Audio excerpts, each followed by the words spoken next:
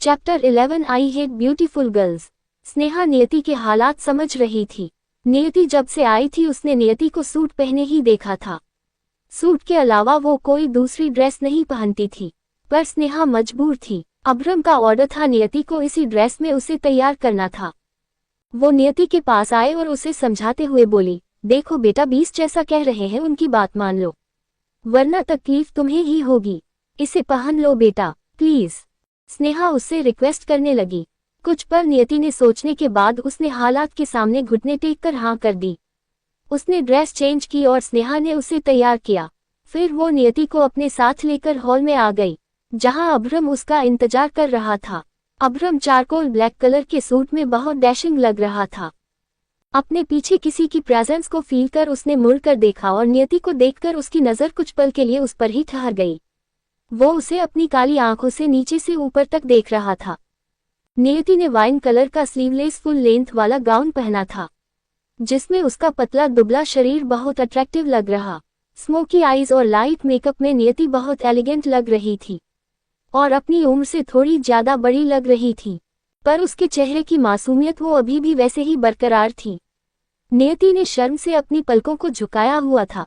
उसने आज से पहले कभी ऐसे कपड़े नहीं पहने जिसमें उसका शरीर दिखे। वो बार बार अपने हाथों को आपस में मसल रही थी। उसकी ये नर्वसनेस अब्रम से छुपी नहीं थी। तभी अब्रम ने उसे देखते हुए मन में कहा, खूबसूरत हो, शायद इसीलिए इस काम के लिए चुनी गई हो। But I hate beautiful girls, क्योंकि खूबसूरती एक धोखा है और धोखा अब्रम सिंह चौहान को पसंद नहीं। अब्रम नियति को देखते हुए उसके पास गया और उसकी आंखों में आंखें डालकर कहा, लेट्स गो। नियति उसे घूर रही थी। उसने अपने होठों से एक शब्द नहीं कहा और उसके पीछे पीछे चली गई। नियति अब तक एक बात समझ गई थी, अब्रम की बात न मानना और उससे बहस करना खुद के पैर पर कुल्हाड़ी मारने जैसा है। इसलिए वो उसकी सारी बात मानते हुए अब उसके इंस्ट्रक्शन को फॉलो कर रही थी। जब अब्रम नियति के साथ बाहर आया तो टाइगर, जैगुआ और पाइथन नियति को देखकर उसे देखते ही रह गए। टर्टल, तुम पहले से ही इतनी खूबसूरत थी, पर आज तो तुम कमाल लग रही हो। जैगुआ उसे देखते हुए बोला तो वहीं टाइगर ने भी खुद से कहा, टर्टल, आज तुम ही पार्टी में सबका सेंटर ऑफ अट्रैक्शन बनोगी। कोट। पाइथन ने दरवाजा खोला तो नियति ने एक नजर अब्रम को देखा। वो उसे ही देख रहा था। उसने जल्दी से नजरें फेरी और अंदर बैठ गई। दूसरी तरफ से अब्रम भी बैठ गया। पाइथन ड्राइविंग सीट पर बैठा और दोनों को लेकर चला गया। टाइगर और जैगुआ दोनों दूसरी गाड़ी लेकर चले गए। करीब 1 घंटे बाद वे लोग डेस्टिनेशन पर पहुंचे।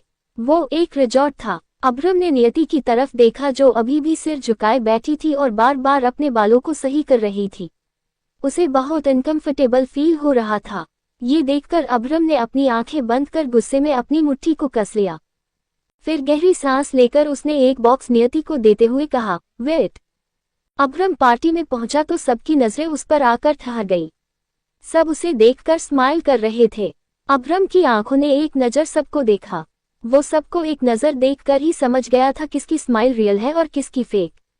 उसने भी अपने होठों पर एक फेक स्माइल सजाए और अपने लंबे लंबे कदमों को आगे बढ़ाते हुए पार्टी हॉल के सेंटर में आ गया। उसके पीछे से टाइगर, जैगवार दोनों नियति को लेकर अंदर आए। नियति की नर्वसनेस अब थोड़ी कम हो गई थी। अब्रम ने जो बॉक्स उसे दिया था उसमें एक डेनिम जैकेट था जिसे नियति ने पहन लिया था और अब उसके खुले कंधे ढक गए थे जिससे नियति कंफर्टेबल फील कर रही थी। जैकेट पहनने के बाद भी उसकी खूबसूरती में कुछ खास फर्क नहीं पड़ा। वो अभी भी उतनी खूबसूरत दिख रही थी। अब्रम के पहुंचते ही सबने उसे चारों तरफ से घेर लिया और उससे बात करने की कोशिश करने लगे। वहीं अब्रम सबको इग्नोर कर विकास मल्होत्रा से बात कर रहा था। विकास मल्होत्रा ने अब्रम के सामने एक हाथ बढ़ाते हुए कहा, वेलकम मिस्टर चौहान। अब्रम ने भी एक हल्की मुस्कुराहट के साथ उसे ग्रीट किया और फिर दोनों बात करने लगे। प्लान के अकॉर्डिंग कुछ देर तक टाइगर और जैगुआ दोनों नियति के साथ खड़े रहे। फिर दोनों ने मौका पाकर नियति को अकेला छोड़ दिया और छुपकर उसके ऊपर नजर रखने लगे। जब नियति ने महसूस किया कि जैगुआ और टाइगर दोनों ही उसके पीछे से गायब है तो उसने पलटकर देखा। दोनों को न देखकर उसकी आंखें बड़ी हो गई और उसकी आंखों में और चेहरे पर डर दिखने लगा। उसने घबराहट में अपने दोनों हाथों को आपस में रगड़ते हुए कहा, हे भगवान, ये दोनों मुझे अकेला छोड़कर कहाँ चले गए? मैं तो यहाँ किसी को जानती भी नहीं हूँ। अब मैं यहाँ से वापस कैसे जाऊंगी? ये बोलकर उसने एक नज़र सभी को देखा। वे सारे चेहरे जो उसे दिख रहे थे वे उसके लिए अनजान थे। इतने सारे अनजान चेहरे को देखकर नियति और डर गई और तभी उसने महसूस किया कि सभी की नज़रें रह रहकर उसे ही देख रही हैं। ये देखकर उसकी घबराहट और बढ़ गई और उसने डर और घबराहट का सूखा घूंट अपने गले से नीचे उतारते हुए उम्मीद भरी नज़रों से अब्रम, जगुआ और टाइगर को ढूंढने लगी, पर तीनों ही उसे नहीं दिख रहे थे। जगुआ और टाइगर दोनों ही छुपकर उसे देख रहे थे तो वही अब्रम लोगों से घिरा हुआ था। लोगों का उसे घेरना भी लाजमी था। अब्रम से मिलने की अपॉइंटमेंट लेना, उससे मीटिंग करना बहुत मुश्किल था। सभी उसके साथ बिजनेस करने की ख्वाहिश रखते थे, पर अब्रम अपना बिजनेस पार्टनर खुद चुनता था, जिनमें कुछ काबिलियत होती थी, कुछ करने का जुनून होता था। वो ऐसे लोगों के साथ ही बिजनेस करता था। इसीलिए सब उससे मिलने के बहाने उसे इम्प्रेस कर रहे थे ताकि फ्यूचर में वे उसके साथ बिजनेस कर सके। नियति को परेशान देखकर जगुआ ने टाइगर से कहा, यार मुझे तो कुछ गड़बड़ लग रही है। नियति ऐसी लड़की नहीं है जैसा बीस्ट सोचते हैं। देखना बेचारी कितना परेशान लग रही है और घबरा भी रही है। उद्धरण चिन्ह। टाइगर ने भी नियति को देखते हुए कहा, इसे देखकर ऐसा लगता है जैसे ये इस तरह की पार्टी में पहली बार आए हो। पता नहीं बीस्ट को क्यों इस पर भरोसा नहीं हो रहा। मुझे तो ये मासूम लग रही है। उद्धरण चिन्ह।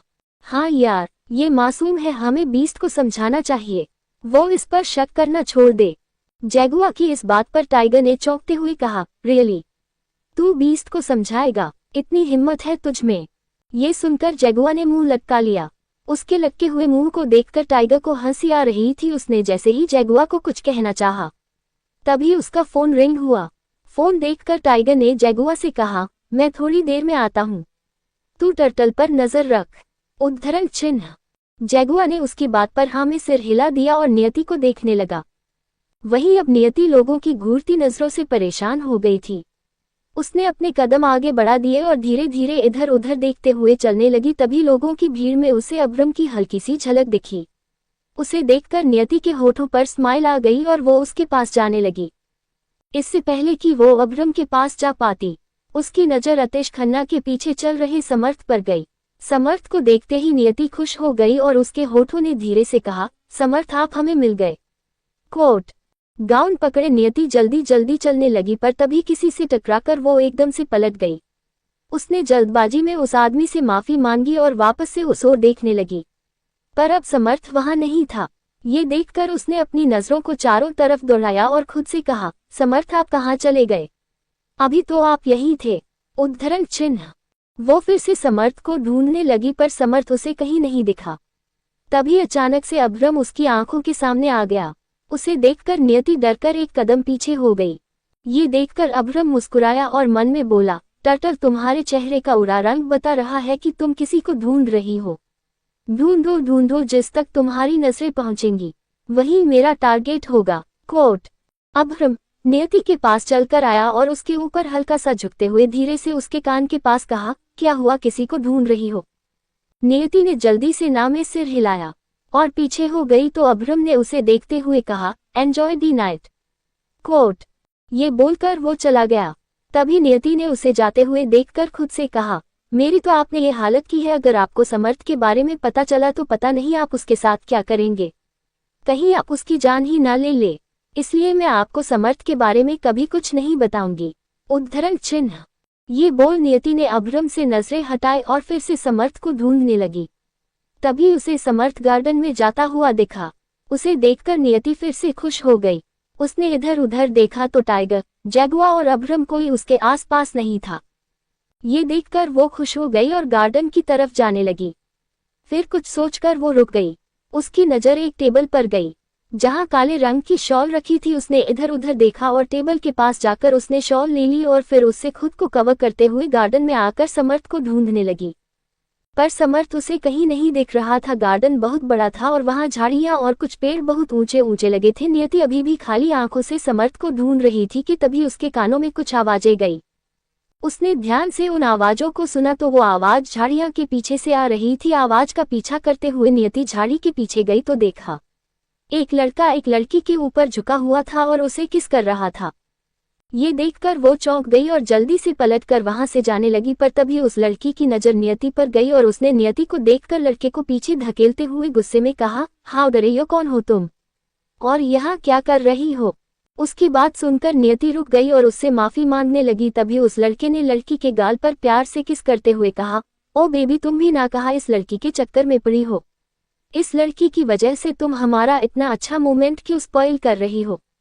वो लड़का नशे में बोल रहा था तो वहीं जब उसकी आवाज नियति ने सुनी तो वो चौंक गई। समर्थ, नियति के होठों से निकला। आवाज सुनकर जैसे ही समर्थ पीछे मुड़ा तो वो भी नियति को देखकर चौंक गया। वो नशे में था पर फिर भी उसने नियति को पहचान लिया था। वो जल्दी से उसके पास आया और उसे देखते हुए बोला, तुम यहाँ क्या कर रही हो? तुम दिल्ली कब आए? उद्धरण चिन्ह। क्यों पसंद नहीं है अब्रम को खूबसूरत लड़कियां? क्या होगा जब अब्रम नियति और समर्थ को साथ में देखेगा? क्या करेगी नियति समर्थ के साथ? जानने के लिए अगले चैप्टर का इंतजार करें। हॉट ब्रोकन नियति। समर्थ को किसी और लड़की के इतने करीब देखकर नियति को गुस्सा आ रहा था। उसे अपने अंदर कुछ टूटता हुआ महसूस हो रहा था। उसने अपने गुस्से को कंट्रोल करते हुए भारी गले से कहा, समर्थ, आप इस लड़की के साथ क्या कर रहे थे? आप इस लड़की के इतने करीब क्यों गए? बताएं मुझे। मैं आपको दर बदर ढूंढ रही हूं और आप इस लड़की के साथ। नियति ने अपनी बात को अधूरा छोड़ दिया। वही समर्थ उसकी बात सुनकर गुस्से में बोला, 1 सेकंड बेला, तुम कौन होती हो मुझसे ये सवाल करने वाली? मैं किसी के भी साथ रहूं ये मेरी मर्जी है। तुम कौन होती हो मुझसे ये सब पूछने वाली? उसकी बात सुनकर नियति हैरान रह गई थी। तभी उसने रोते हुए कहा, ये आप क्या बोल रहे हैं? मैं कौन होती हूँ? क्या आप भूल गए हैं कि हमारा क्या रिश्ता है और हम एक दूसरे के क्या लगते हैं? उसकी बात पर समर्थ ने हंसते हुए कहा, रिश्ता? किस रिश्ते की बात कर रही हो तुम? बेला, तुम गांव में रहने वाली हो और मैंने 15 साल की उम्र में ही गांव छोड़ दिया था। मेरा एक अलग ही स्टैंडर्ड है, तुम तो मेरी स्टैंडर्ड को मैच तक नहीं करती। फिर तुमने सोच भी कैसे लिया कि मैं अपने बाबा की बात मानकर तुमसे शादी करूंगा? उद्धरण चिन्ह। बेला उसकी बात सुनकर हैरान रह गई थी। उसकी आंखों से आंसू लुढ़ककर उसके गाल पर आ गए, पर उसके रोने से समर्थ को कोई फर्क नहीं पड़ रहा था। तभी उसने अपनी बात को जारी रखते हुए आगे कहा, पागल हो गई हो क्या? जो गांव छोड़कर यहाँ चली आई, जाओ और गांव वापस लौट जाओ। मैं तुमसे कोई शादी वादी नहीं करने वाला। मेरी जिंदगी में श्रुति है और मैं अपनी श्रुति से बहुत प्यार करता हूँ। उद्धरण चिन्ह। ये बोलते हुए उसने अपने बगल में खड़ी लड़की को अपनी बाहों में भर लिया। वही ये सब देखकर बेला हैरान रह गई। उसके ऊपर जैसे कोई आसमान टूट पड़ा हो, उसे इतना दर्द हो रहा था। अब वो अपने दर्द को सहन भी नहीं कर पा रही थी। तभी उसने अपने गुस्से और दर्द की मिलीजुली भावना से समर्थ को देखते हुए कहा, आप शहर आकर इतना कैसे बदल सकते हैं? क्या आप हमारे बाबा का वादा भी भूल गए? आप जानते भी हैं मैं आपको ढूंढते हुए शहर तक आ गई। किन हालातों से गुजर कर मैं आप तक पहुंची हूँ। उद्धरण चिन्ह। उसकी बात पर समर्थ ने होठों को तिरछा कर कहा, बेला, मैं 10 सालों से गांव नहीं गया, पर मुझे गांव की पूरी खबर है। तुम उस ठरकी ठाकुर से बचकर यहाँ आए हो ना जानता हूँ मैं। ये सुनकर नियति चौंक गई। उसे भरोसा नहीं हो रहा था कि सब जानते हुए भी वो उसके साथ ऐसा बर्ताव कर रहा था। उसने रोते हुए ही कहा, आप सब जानते थे? हाँ, मैं सब जानता हूँ और ये भी जानता हूँ कि वो बूढ़ा तुम्हारे पीछे पूरी तरह पागल है और वो तुम्हें यहाँ से ले जाने के लिए अपने आदमियों को जरूर भेजेगा। तो बेहतर होगा तुम खुद ही वापस चली जाओ। शायद तुम्हारी सजा कुछ कम हो जाए। यहाँ तुम्हें कुछ नहीं मिलेगा। ठाकुर से दुश्मनी मोल लोगी तो अपने परिवार को खो दोगी। इसलिए मेरी बात मानो और वापस चली जाओ। और अब तुम मुझे तो भूल ही जाओ। मैं तुम जैसी लड़की से शादी करूंगा कभी नहीं। बेला, मेरे सामने तुम्हारी कोई औकात नहीं है। मैं तुम्हारे जैसी लड़कियों को देखता तक नहीं। तो मेरे सपने देखना छोड़ दो और चली जाओ यहाँ से। समर्थ के बोले गए शब्द नियति के दिल में तीर जैसे लग रहे थे। उसने कभी नहीं सोचा था कि उसका समर्थ एक दिन उससे ये सब कहेगा। आज उसकी उम्मीद ही नहीं, वो खुद पूरी तरह टूट गई थी। समर्थ ने उसके सामने ही श्रुति को अपनी बाहों में उठा लिया और उसे लेकर चला गया। ये देखकर नियति और टूट गई। वो अपने पैरों पर ज्यादा देर तक खड़ी नहीं रह पाई और धड़ाम से नीचे बैठ गई। उसकी आंखों से आंसू निकलते जा रहे थे। वो खुद को लाचार महसूस कर रही थी। उसकी आंखों के सामने समर्थ के साथ बिताए कुछ लम्हे तैरने लगे और वो उन लम्हों को याद करने लगी। नियति को दूर जाते देखकर समर्थ ने उसका हाथ पकड़ते हुए कहा, अभी न जाओ, छोड़कर के दिल अभी भरा नहीं। मेरे पास आओ बेला, मुझे तुम्हें अभी और देखना है। नियति मुस्कुराते हुए उसे देख रही थी। समर्थ ने उसके गाल पर अटखेलियां करती उसके बालों की एक लट को नियति के कान के पीछे करते हुए उसके चेहरे को अपने हाथों में भर लिया। नियति की पलकें शर्म से झुक गई। समर्थ उसके चेहरे को देखते हुए उसके ऊपर झुकने लगा तो उसकी गर्म सांसों को अपने चेहरे पर महसूस कर नियति ने पलकें उठाकर उसे देखा। समर्थ उसके बहुत करीब था। उसे अपने इतने करीब देखकर नियति ने उसे पीछे की तरफ धकेलते हुए कहा, नहीं समर्थ, अभी नहीं। समर्थ ने उसका हाथ पकड़ते हुए कहा, हमारी शादी होने वाली है बेला, हमारी शादी होने वाली है पर अभी हुई नहीं है। समर्थ, हमें समझने की कोशिश करो, हमें ये सब सही नहीं लग रहा है। ऐसा लग रहा है जैसे हम कोई पाप करने जा रहे हैं। नियति की बात पर समर्थ होले से मुस्कुराते हुए बोला, ठीक है, मैं तुम्हारे करीब नहीं आऊंगा, पर अब उदास मत रहो, मैं तुम्हें उदास नहीं देख सकता। इस लम्हे को याद कर नियति ने रोते हुए खुद से कहा, कभी जो कहते थे इस चेहरे पर उदासी अच्छी नहीं लगती, वही आज आंखों में आंसू दे गए। क्या शारीरिक रिश्ता दिल के रिश्ते से भी ज्यादा गहरा होता है? ये कहकर वो जोर जोर से रोने लगी। वही जब पार्टी हॉल में अभ्रम को नियति कहीं नहीं दिखी तो उसने तुरंत टाइगर को कॉल किया। टाइगर ने उसे कॉल पर बताया कि फोन आ जाने की वजह से वो पार्टी से बाहर चला गया था। फिर उसने जगुआ से कांटेक्ट किया तो जगुआ भी पाइथन के साथ था। ये सुनकर अभ्रम ने गुस्से में कहा, तुम दोनों इतनी बड़ी बेवकूफ़ी कैसे कर सकते हो?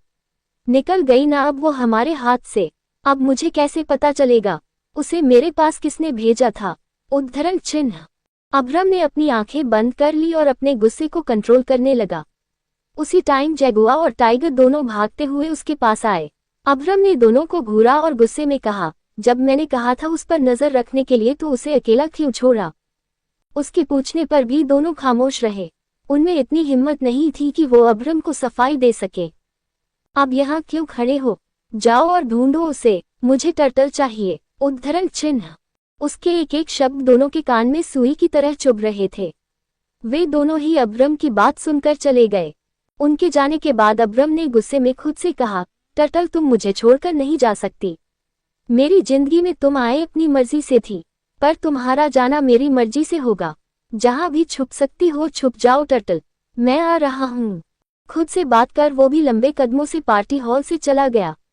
वही जगुआ और टाइगर दोनों रिजॉर्ट के बाहर नियति को ढूंढ रहे थे कि तभी टाइगर ने गुस्से में जगुआ से कहा, तुझे मैंने कहा था ना उस पर नजर रखना, फिर तू उसे अकेला छोड़कर कैसे जा सकता है? जगुआ ने उसकी तरफ देखा और झुंझलाकर बोला, अबे यार मैंने उसे जानबूझकर अकेला नहीं छोड़ा। बीस्ट उसके साथ खड़े थे और उससे बात कर रहे थे, इसलिए मैं पाइथन के बुलाने पर चला गया। उद्धरण चिन्ह। टाइगर ने दोनों हाथ कमर पर रखा और उसे देखते हुए बोला, अब सफाई देने का कोई फायदा नहीं, हमें कैसे भी करके टर्टल को ढूंढना होगा। उद्धरण चिन्ह। जगुआ ने इधर उधर देखते हुए उसकी बात पर कहा, पर वो जा कहाँ सकती है? मैंने पाइथन से पूछा तो उसने भी टर्टल को बाहर निकलते नहीं देखा। उद्धरण चिन्ह। जहां एक तरफ नियति को ढूंढते हुए वे दोनों लड़ रहे थे, तो वहीं उधर अभ्रम नियति को ढूंढते हुए गार्डन में आ गया था। उसकी काली आंखें गार्डन का मुआयना कर रही थी। तभी उसकी नज़र गार्डन में पड़ी बेंच पर बैठी एक लड़की पर गई। लड़की ने काले रंग की शॉल ओढ़ी हुई थी, जिसकी वजह से वो पहचान में नहीं आ रही थी। अभ्रम उसे देखते हुए उसके पास जा रहा था। जब वो उसके पीछे जाकर खड़ा हो गया तो उसके कानों में उस लड़की के सिसकने की आवाज गई। अभ्रम धीरे धीरे उस लड़की के पीछे से निकलकर उसके सामने जाकर खड़ा हो गया। उसने जैसे ही लड़की का चेहरा देखा तो अपनी भौहें सिकुड़कर बोला, टर्टल तुम यहाँ? नियति ने अपने झुके सिर को ऊपर उठाया और अपने सामने खड़े अभ्रम को देखकर चौंक गई। उसने जल्दी से अपनी नजरें फेर ली और इधर उधर देखने लगी। उसे खुद से नजरें चुराते देखकर अभ्रम के चेहरे के एक्सप्रेशन सख्त हो गए और उसने अपनी कर्कश आवाज में नियति से पूछा, तुम यहाँ क्या कर रही हो? तुम्हें तो मैंने पार्टी में रहने के लिए कहा था, फिर तुम यहाँ क्या कर रही हो? उसके सवाल ने नियति के शरीर में सिहरन भर दी थी। अभ्रम के सवालों का उसके पास कोई जवाब नहीं था। उसे अभी भी चुप देखकर अभ्रम को गुस्सा आ गया और वो नियति के करीब जाकर उसे कंधे से पकड़कर बोला, जब मैं बात किया करूं तो मेरी आंखों में देखा करो, मेरे सवालों का जवाब दिया करो, समझी तुम? लुक एट मी, अब देखो मेरी तरफ। अभ्रम के कंधे पकड़ने से नियति के कंधों में दर्द होने लगा था। उसने अपने आंसुओं को बहने से रोकने की बहुत कोशिश की, पर फिर भी उसके आंसू अपनी जगह बनाकर उसकी आंखों से बह निकले। उसने झुकी पलकें उठाकर अभ्रम की तरफ देखा तो उसकी भीगी आंखें अभ्रम की काली आंखों से जा मिली। नियति की आंखें रोने की वजह से लाल हो गई थीं, तो वहीं अभ्रम उसे रोते देखकर हैरान रह गया था। गार्डन में ज्यादा रोशनी नहीं थी, इसलिए पहले उसे नियति की आंखों में आंसू नहीं दिखे, पर अभी उसे नियति के आंसू दिख रहे थे। उसे रोते देखकर अभ्रम के माथे पर सलवटें आ गईं, और नियति को देखते हुए उसने पूछा, हे टर्टल, तुम रो क्यों रही हो? क्या किसी ने तुमसे कुछ कहा है? बताओ मुझे, क्या किसी ने तुम्हें परेशान किया? उसके इतना पूछने पर भी नियति उसे खामोशी से देखते रही। उसकी खामोशी अभ्रम के गुस्से को बढ़ा रही थी। तभी उसने नियति के कंधों पर अपनी पकड़ को और कसते हुए कहा, मैं कुछ पूछ रहा हूँ, तुम्हें सुनाई नहीं देता क्या? तुम क्यों रो रही हो? जवाब दो मेरे सवालों का। उसके इस तरह पकड़ने से नियति के कंधों में अब पहले से ज्यादा दर्द हो रहा था। अभ्रम का एरोगेंस अब उससे हैंडल नहीं हो रहा था, और तभी उसने हिम्मत कर उसके हाथ को झटक दिया और उसे देखते हुए गुस्से में बोली, क्या जानना चाहते हैं आप? ये आंसू, ये दर्द, ये रोना, ये सब आपकी वजह से है। मैं सिर्फ आपकी वजह से रो रही हूँ। छोड़ क्यों नहीं देते आप मुझे? मैंने कुछ नहीं किया है। जाने क्यों नहीं देते आप मुझे? नियति चिल्लाते हुए बोल रही थी। अभ्रम पहली बार उसका ऐसा रूप देख रहा था। उसे इस तरह खुद पर चिल्लाते देखकर अभ्रम की आंखें उसे गुस्से में घूर रही थी। तभी नियति उठकर जाने लगी, तो अभ्रम ने उसका हाथ पकड़ लिया। क्या नियति समर्थ की बात मानकर गांव चली जाएगी? नियति का अभ्रम पर चिल्लाना क्या उसे भारी पड़ जाएगा? क्या करेगा अब अभ्रम नियति के साथ? मुझे तुम्हारे साथ सोना है। नियति के आगे बढ़ते कदम रुक गए और वो अभ्रम से अपना हाथ छुड़ाने की कोशिश करने लगी, पर अभ्रम की मजबूत पकड़ के आगे नियति की हर कोशिश नाकाम रही। वो थककर अभ्रम की पीठ के सहारे खड़ी हो गई।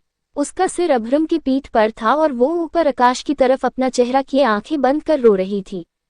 जैसे ही नियति का बैक अभ्रम के बैक से टच हुआ तो उसके शरीर में हलचल होने लगी। ये एहसास जिसे अभ्रम अभी महसूस कर रहा था, उसने आज से पहले कभी ऐसे एहसास को महसूस नहीं किया था। उसके हाथ में अभी भी नियति का एक हाथ था। वो अभ्रम के सहारे खड़ी अपने दर्द में तड़प रही थी, तो वहीं अभ्रम उसकी नजदीकियों के एहसास से दो चार हो रहा था। आज पहली बार उसका दिल इतनी जोरों से धड़क रहा था, जिसे महसूस कर उसने अपनी मुट्ठी को कसकर बंद कर लिया। वो जैसे ही मुड़ा तो नियति जो उसके सहारे ही खड़ी थी वो गिरने लगी, पर तभी उसे अभ्रम की बाहों का सहारा मिला और वो उसकी बाहों में लटकी अपनी भीगी आंखों से उसकी आंखों में देखने लगी। उसे इतना टूटा हुआ देखकर अभ्रम ने उससे कुछ नहीं कहा और झुककर उसे अपनी बाहों में उठाकर चला गया। उस पल में न जाने नियति को क्या हुआ कि उसने अपनी बाहें अभ्रम के गर्दन में लपेट दी और उसके सीने पर अपना सिर रख दिया। अभ्रम नियति को अपनी बाहों में उठाए जब बाहर आया तो दोनों को देखकर जगुआ, टाइगर और पाइथन तीनों हैरान रह गए, पर फिर जल्दी से टाइगर ने कार का डोर ओपन किया। अभ्रम नियति को अपनी बाहों में थामे हुए ही गाड़ी में बैठ गया। कुछ ही देर बाद वो सभी बीस्ट विला में थे। नियति उसकी बाहों में ही सिसकते हुए सो गई थी। अभ्रम नियति को उसके रूम में ले आया और उसे बेड पर सुलाकर उसे देखते हुए पीछे होने लगा। कौन हो तुम? क्या मैं तुम्हें गलत समझ रहा हूँ? क्या तुम सही हो? ये बोलते हुए वो नियति को देखते हुए दरवाजे तक आया और फिर उसे एक नजर देखकर चला गया। अभ्रम अपने रूम में बैठा ड्रिंक कर रहा था। बार बार उसकी आंखों के सामने नियति का रोता हुआ चेहरा आ रहा था। नियति का उस पर चिल्लाना और उसके सहारे खड़े होकर रोना, ये सब याद कर अभ्रम ने एक ही बार में ड्रिंक का ग्लास पूरा खाली कर दिया। उसकी आंखें शराब के नशे से बोझल हो गई थीं। उसने काउंटर पर ग्लास रखा और उठकर अपने ब्लेजर को निकालने लगा। टर्टल, तुम रो क्यों रही थी? क्या मैंने तुम्हें इतना परेशान किया? बताओ मुझे, मैं जानना चाहता हूँ टर्टल। अब उसके शब्द ही नहीं, उसके कदम भी लड़खड़ा रहे थे। अभ्रम अपना ब्लेजर फेंकते हुए रूम से निकला और नियति के रूम की तरफ जाने लगा। इस बीच वो खुद से ही बातें कर रहा था और बातें करते हुए ही वो नियति के रूम में आ गया। उसे सोते हुए देखकर अभ्रम तिरछा मुस्कुराते हुए बोला, कितने सुकून से सो रही हो तुम, और मुझे नींद नहीं आती। मैं भी तुम्हारी तरह सुकून से सोना चाहता हूँ टर्टल, पर मुझे सुकून तुम्हारे पास मिलता है क्यों मुझे तुम्हारे पास रहकर नींद आती है। अब तुम ही मुझे सुलाओगी, मैं अब तुम्हारे साथ ही सोऊंगा। उद्धरण चिन्ह। ये कहते हुए अभ्रम अपनी शर्ट के बटन खोलने लगा और फिर अपनी शर्ट निकालकर बेड पर आ गया और नियति की कमर पर अपना सिर रखकर उस पर अपनी बाहें लपेटते हुए अभ्रम ने अपनी आंखों को बंद कर लिया। कुछ ही देर में उसे नींद आ गई। वो नियति की कमर को पकड़े हुए ही सो गया। उसके चेहरे पर हल्की मुस्कुराहट के साथ आज सुकून भी बिखरा हुआ था। नियति नींद में ही कसमसाई, पर ज्यादा थके होने की वजह से उसमें आंखें खोलने की हिम्मत नहीं थी। अगली सुबह जब उसकी आंखें खुली तो उसे अपने ऊपर भारीपन को महसूस हुआ। उसने झुककर देखा तो अब्रम का चेहरा देखकर वो दंग रह गई। वो अभी भी उसी पोजीशन में नियति को पकड़े सो रहा था। उसे खुद पर सोते देखकर नियति डरते हुए बोली, हे भगवान, अब क्या होगा? कहीं ये मुझे फिर से सजा न दे। पर इस बार तो मेरी गलती भी नहीं है। उद्धरण चिन्ह। ये कहते हुए उसने खुद को डांटते हुए आगे कहा, नियति, तेरी गलती थी ही कब? ये जानवर तो तुझे बिना गलती के अब तक सजा देते आया है, और आज फिर से ये तुझे सजा देगा। उद्धरण चिन्ह। अगले ही पल सजा मिलने का सोचकर नियति का पूरा शरीर डर से कांपने लगा। उसने डर का सूखा घूंट अपने गले से नीचे उतारा और धीरे धीरे अब्रम को खुद पर से हटाने की कोशिश करने लगी। पर तभी उसके हिलने डुलने की वजह से अब्रम की आंख खुल गई और उसने अपनी धुंधली आंखों से नियति को देखा और उठकर बैठ गया। जब नियति ने उसे शर्टलेस देखा तो वो तुरंत पीछे मुड़कर बैठ गई। उसे ऐसे रिएक्ट करते देखकर अब्रम ने खुद को देखा और गुस्से और फ्रस्ट्रेशन में उसने कहा, शीट। वो बेड से उठा और अपनी नीचे पड़ी शर्ट को उठाकर पहनने लगा। उसकी नजरें शर्ट पहनते हुए एकटक नियति को ही देख रही थी। पता नहीं मैं क्यों इसके पास आ जाता हूँ, और मुझे नींद इसके पास रहकर ही क्यों आती है? अब्रम ने सोचते हुए अपनी शर्ट पहनी और नियति से कहा, डोंट पैनिक, मैं बस सोने आया था। ये बोलकर वो चला गया। तो वही उसकी बातें सुनकर नियति हैरानी से उसे जाते हुए देख रही थी। अब्रम नियति के कमरे से निकलकर अपने कमरे में जा रहा था कि तभी उसके कानों में कुछ आवाजें गई, जिसे सुनकर वो रुक गया और ध्यान से उन आवाजों को सुनने लगा। 2 मेल सर्वेंट जो विला की साफ सफाई कर रहे थे, वे एक दूसरे से बात करते हुए कहते हैं, सही कहते हैं, सभी खूबसूरती के सामने अच्छों की नहीं चलती। उद्धरण चिन्ह। उसकी बात पर दूसरे सर्वेंट ने कहा, तूने सही कहा, बीस्ट कहने को तो कितने खूंखार है, पर देखो एक खूबसूरत लड़की के आगे उनकी भी नहीं चली। जैसे ही अब्रम के कानों में ये आवाज गई, उसकी मुट्ठी गुस्से में कस गई और उसने अपने कदमों को दोनों सर्वेंट की तरफ बढ़ा दिया। वे दोनों सर्वेंट अभी भी एक दूसरे से बात करने में मग्न थे। पहले सर्वेंट ने कहा, अरे मैं तो रोज देखता हूँ, बीस्ट इस लड़की के कमरे में सोते हैं या तो वो लड़की बीस्ट से कमरे में सोती है। उद्धरण चिन्ह। उसकी बात पर दूसरे सर्वेंट ने कहा, बिना किसी रिश्ते के एक जवान लड़की का बीस्ट के कमरे में सोना क्या शोभा देता है। उद्धरण चिन्ह। फिर पहला सर्वेंट बोला, भाई यही तो मुझे समझ नहीं आ रहा, ये रिश्ता क्या कहलाता है। बोलते हुए वो हंसने लगा। तभी दूसरा सर्वेंट भी उसकी बात पर हंसते हुए बोला, ऐसे रिश्तों का कोई नाम नहीं होता। ये समझ लो वो लड़की हमारे बीस्ट की जरूरत है। आम लोग अपनी जरूरत पूरा करने के लिए कोठी या रेड लाइट एरिया का सहारा लेते हैं, पर हमारे बीस्ट को तो कहीं जाने की जरूरत ही नहीं। वो तो इसी विला में रहकर ही सारे सुख भोग लेते हैं। ये सुनते ही अब्रम के कानों से धुआं निकलने लगा। उसका चेहरा गुस्से में एकदम लाल हो गया था। अचानक से दोनों सर्वेंट बात करते हुए रुक गए। उन्हें जैसे ही अपने पीछे किसी की प्रेजेंस फील हुई, वे दोनों पीछे मुड़े। जैसे ही दोनों ने बीस्ट को देखा, उनकी सांसें उनके गले में ही अटक गई। उनकी आंखें बीस्ट को देखकर ऐसे फैली मानो जैसे उनके सामने मौत खड़ी हो। दोनों ही अब्रम को देखकर डर से कांपने लगे थे। उनके हाथ में पड़ा सामान भी छूटकर नीचे गिर गया था और अगले ही पल दोनों अब्रम के कदमों में गिरे थे और उससे माफी मांग रहे थे। वहीं अब्रम को उन पर जरा सी भी रहम नहीं आई। उनके माफी मांगने से उसे कोई फर्क नहीं पड़ रहा था और तभी उसने दोनों को एक एक लात मारी और वे दोनों ही उससे दूर जा गिरे। अब्रम उसी पल दोनों को सजा देने लगा और उन्हें मारते हुए लिविंग एरिया में आ गया। वो सोफे पर जाकर बैठ गया और उसके सामने दोनों ही सर्वेंट घुटनों के बल हाथ जोड़े बैठे उससे माफी मांग रहे थे। अब्रम के इशारे पर टाइगर और जैगुआर दोनों ही लोहे की सलाखों को गर्म करके उसके पास ले आए। अब्रम ने उन सलाखों को लिया और उठकर दोनों के पास चला गया। उसने लोहे की गर्म सलाखों को दोनों के हाथ पर मारा और उससे उन्हें जलाने लगा। दर्द महसूस करते ही दोनों ही सर्वेंट जोर से चिल्लाए। उनकी आवाज विला के कोने कोने में गूंज रही थी। उनकी दर्द भरी चीख जब नियति के कानों में गई तो वो एकदम से चौंक गई। उसकी धड़कनें और उसकी सांसें दोनों ही तेज हो गई थीं। वो जल्दी से अपने रूम से भागते हुए बाहर आए और हॉल का नजारा देखकर दंग रह गई। वो अब्रम की हैवानियत को, उसकी क्रूरता को अपनी आंखों से देखकर डर से कांपने लगी और उसकी सांसें जैसे उसके गले में ही अटक गई थी। अब्रम बेरहमी से दोनों सर्वेंट को जला रहा था। उनकी चीख सुनकर और उन्हें दर्द में तड़पते देखकर नियति रोने लगी थी। वहीं अभ्रम ने दोनों सर्वेंट पर रहम न दिखाते हुए जबरदस्ती उनके मुंह को खुलवाया और सलाखों से उनकी जीभ को जला दिया। ये देखकर नियति और डर गई।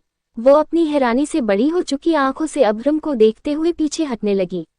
इस नज़ारे को देखकर उसकी आंखों के सामने एक बार फिर उसका अतीत कौंध गया और उसे ऐसा ही एक डरावना मंजर याद आ गया। एक आदमी जिसके मुंह हाथ पैर लगभग पूरे शरीर से उसे जहां जहां चोट लगी थी उसके जख्मों से खून निकल रहा था और वो दर्द में तड़पते हुए अपने दोनों हाथ जोड़कर अपने सामने व्हील चेयर पर बैठे आदमी से माफी मांग रहा था। वहीं उनसे कुछ दूरी पर खड़ी एक लड़की इस नज़ारे को देखकर डर से कांप रही थी। वो बार बार नम सिर हिलाते हुए रो रही थी। उस जख्मी आदमी ने रोते हुए व्हीलचेयर पर बैठे आदमी से कहा, हमको माफ कर दो ठाकुर साहब, हमसे गलती हो गई, दोबारा ऐसा नहीं होगा। उद्धरण चिन्ह। पर उसकी बात का ठाकुर पर कोई असर नहीं हुआ और उसने अपने आदमियों से कहा, और कितना समय लगेगा? हम इसकी सूरत भी नहीं देखना चाहते और ये है कि मुंह उठाए हमारे सामने बोले जा रहा है। जल्दी लाओ, ए हरिया जल्दी ला सलाखें। हरिया जल्दी से लोहे की सलाखों को आग में तपाकर ठाकुर के पास ले गया। वहीं आग में दहकती सलाखों को देखकर उस लड़की की खूबसूरत बड़ी बड़ी आंखें हैरानी से और बड़ी हो गई।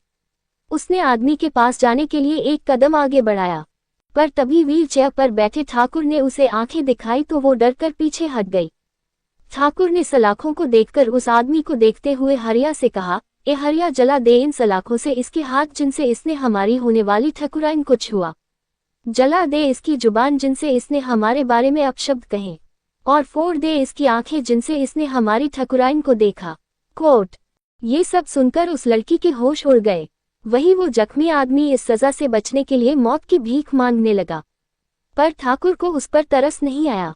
हरिया ने वैसा ही किया जैसा ठाकुर ने उसे करने के लिए कहा। अपनी आंखों के सामने इस दिल दहला देने वाले मंजर को देखकर वो लड़की जोर से चिल्लाई। क्या बदल रहे हैं अभ्रम के एहसास? क्या अभ्रम दोनों सर्वेंट की जान ले लेगा? कौन है ये ठाकुर और कौन है वो लड़की, कैद या आजादी? अपने अतीत के उन पलों को याद कर नियति घृणा भरी नजरों से अभ्रम को देख रही थी। उसकी नजरों में ठाकुर और अभ्रम दोनों एक समान लग रहे थे। उसने बेहद नफरत से अभ्रम को देखते हुए मन में ही खुद से कहा, जानवर है ये, सच में एक जानवर है। खुद को दर्द नहीं होता तो क्या दूसरों को भी दर्द नहीं होता? कोई किसी के साथ ऐसा व्यवहार कैसे कर सकता है? कोई किसी को इतनी बुरी तरह कैसे तड़पा सकता है? क्या इन लोगों की दर्द भरी चीखें इन्हें सुनाई नहीं दे रही? क्या इन्हें दर्द में तड़पते देखकर इन्हें दर्द नहीं हो रहा? ये इतनी दरिंदगी कैसे दिखा सकते हैं?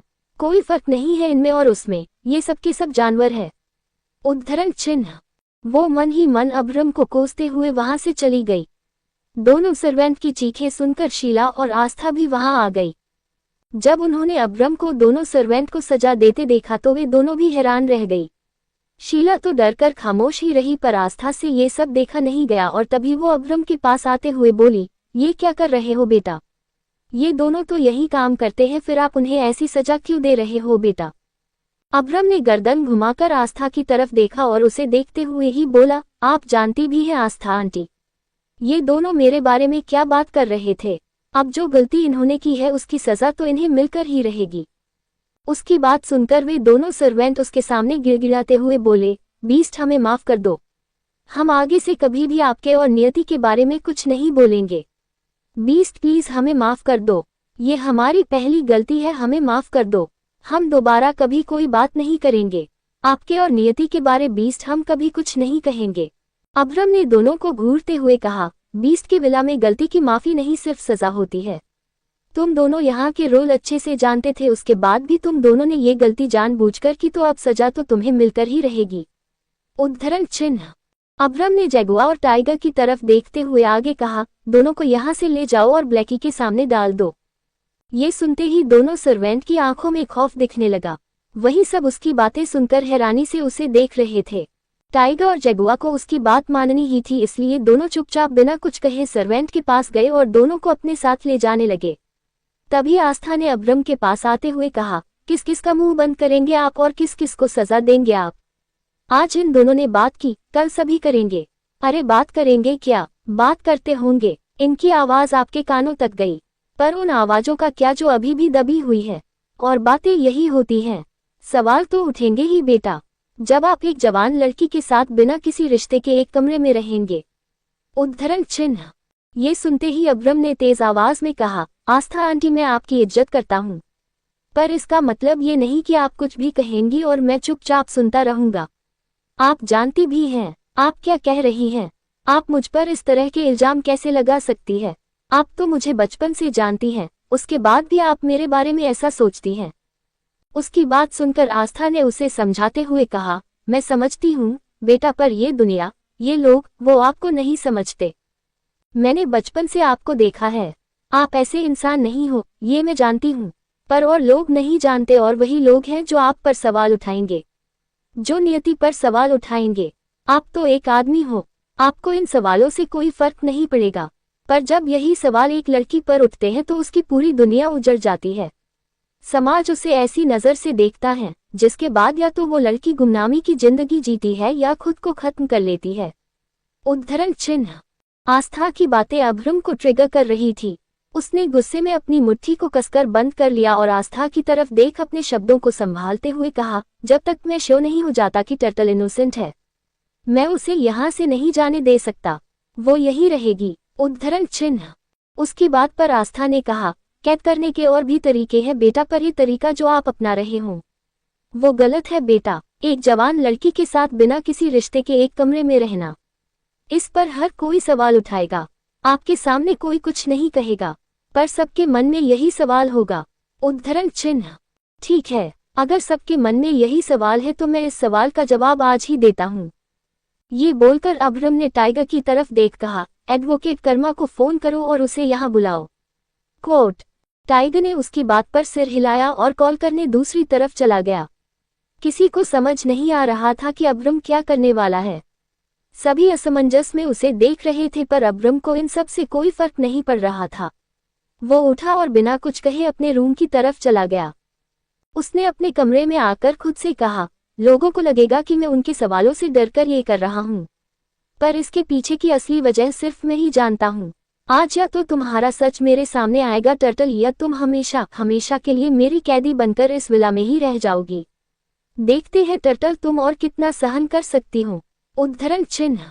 वहीं नियति अपने कमरे में बेड पर बैठी रो रही थी। उसके सामने वही डरावना मंजर चल रहा था। अभ्रम को उन्हें सजा देते देखकर नियति के सामने उसके अतीत की फिर से कुछ धुंधली याद आ गई थी। अपने अतीत को याद कर उसे अभ्रम से और नफरत होने लगी थी। अभ्रम और अपने अतीत में मौजूद शैतान में उसे कोई फर्क नजर नहीं आ रहा था। जहां एक तरफ ये सब हो रहा था तो वहीं शीला विला के पिछले हिस्से में खड़ी किसी से कॉल पर बात कर रही थी। शीला ने कॉल पर आज की सारी घटना बताई। उसकी बात सुनकर फोन के दूसरे तरफ से एक आवाज आई, ये तमाशा जल्दी ही खत्म हो जाएगा और वो लड़की भी विला से बाहर निकाल दी जाएगी, तुम बस उस पर नजर रखे रहना। ये सुनकर शीला ने हंसते हुए कहा, आप बिल्कुल सही कह रही हैं मेम साहब। कहाँ बीस्ट और कहाँ वो लड़की, कुछ नहीं हो सकता उसका। वो तो बस एक चींटी है, चींटी जिसे बीस्ट कभी भी अपने पैरों तले कुचल सकते हैं। उद्धरण चिन्ह। उसकी बात सुनकर कॉल के दूसरी तरफ से हंसने की आवाज आने लगी। करीब आधे घंटे बाद एडवोकेट कर्मा की कार बीस्ट विला के सामने आकर रुकी। टाइगर बाहर ही खड़ा उसका वेट कर रहा था। जैसे ही एडवोकेट कर्मा कार से बाहर आया, उसने टाइगर को देखते ही पूछा, क्या बात है, सब ठीक तो है ना? बीस्ट ने मुझे इतना अर्जेंटली क्यों बुलाया? उद्धरण चिन्ह। टाइगर ने सिर हिलाते हुए कहा, मुझे नहीं पता यार, वो तो बीस्ट ही जानते हैं। चल, वो तेरा इंतजार कर रहे हैं। ये बोल वो कर्मा को अपने साथ ले जाने लगा। तभी कर्मा ने उसके साथ चलते हुए कहा, मैं जब भी यहाँ आता हूँ तो मेरी सांसें मेरे गले में अटक जाती है। पता नहीं तुम लोग कैसे बीस्ट के साथ रह लेते हो, मैं तो एक दिन भी नहीं रह सकता। उद्धरण चिन्ह। टाइगर ने उसकी बात पर उसे तिरछी नजरों से देखते हुए कहा, मैं प्रे करूंगा एक दिन ये मौका तुझे भी मिले। कोर्ट। तो ये सुन कर्मा उसे घूरने लगा। एक बार फिर सभी हॉल में इकट्ठे हुए। अभ्रम सोफे पर जंगल के राजा की तरह बैठा था और नियति उसके सामने मुजरिम की तरह खड़ी थी।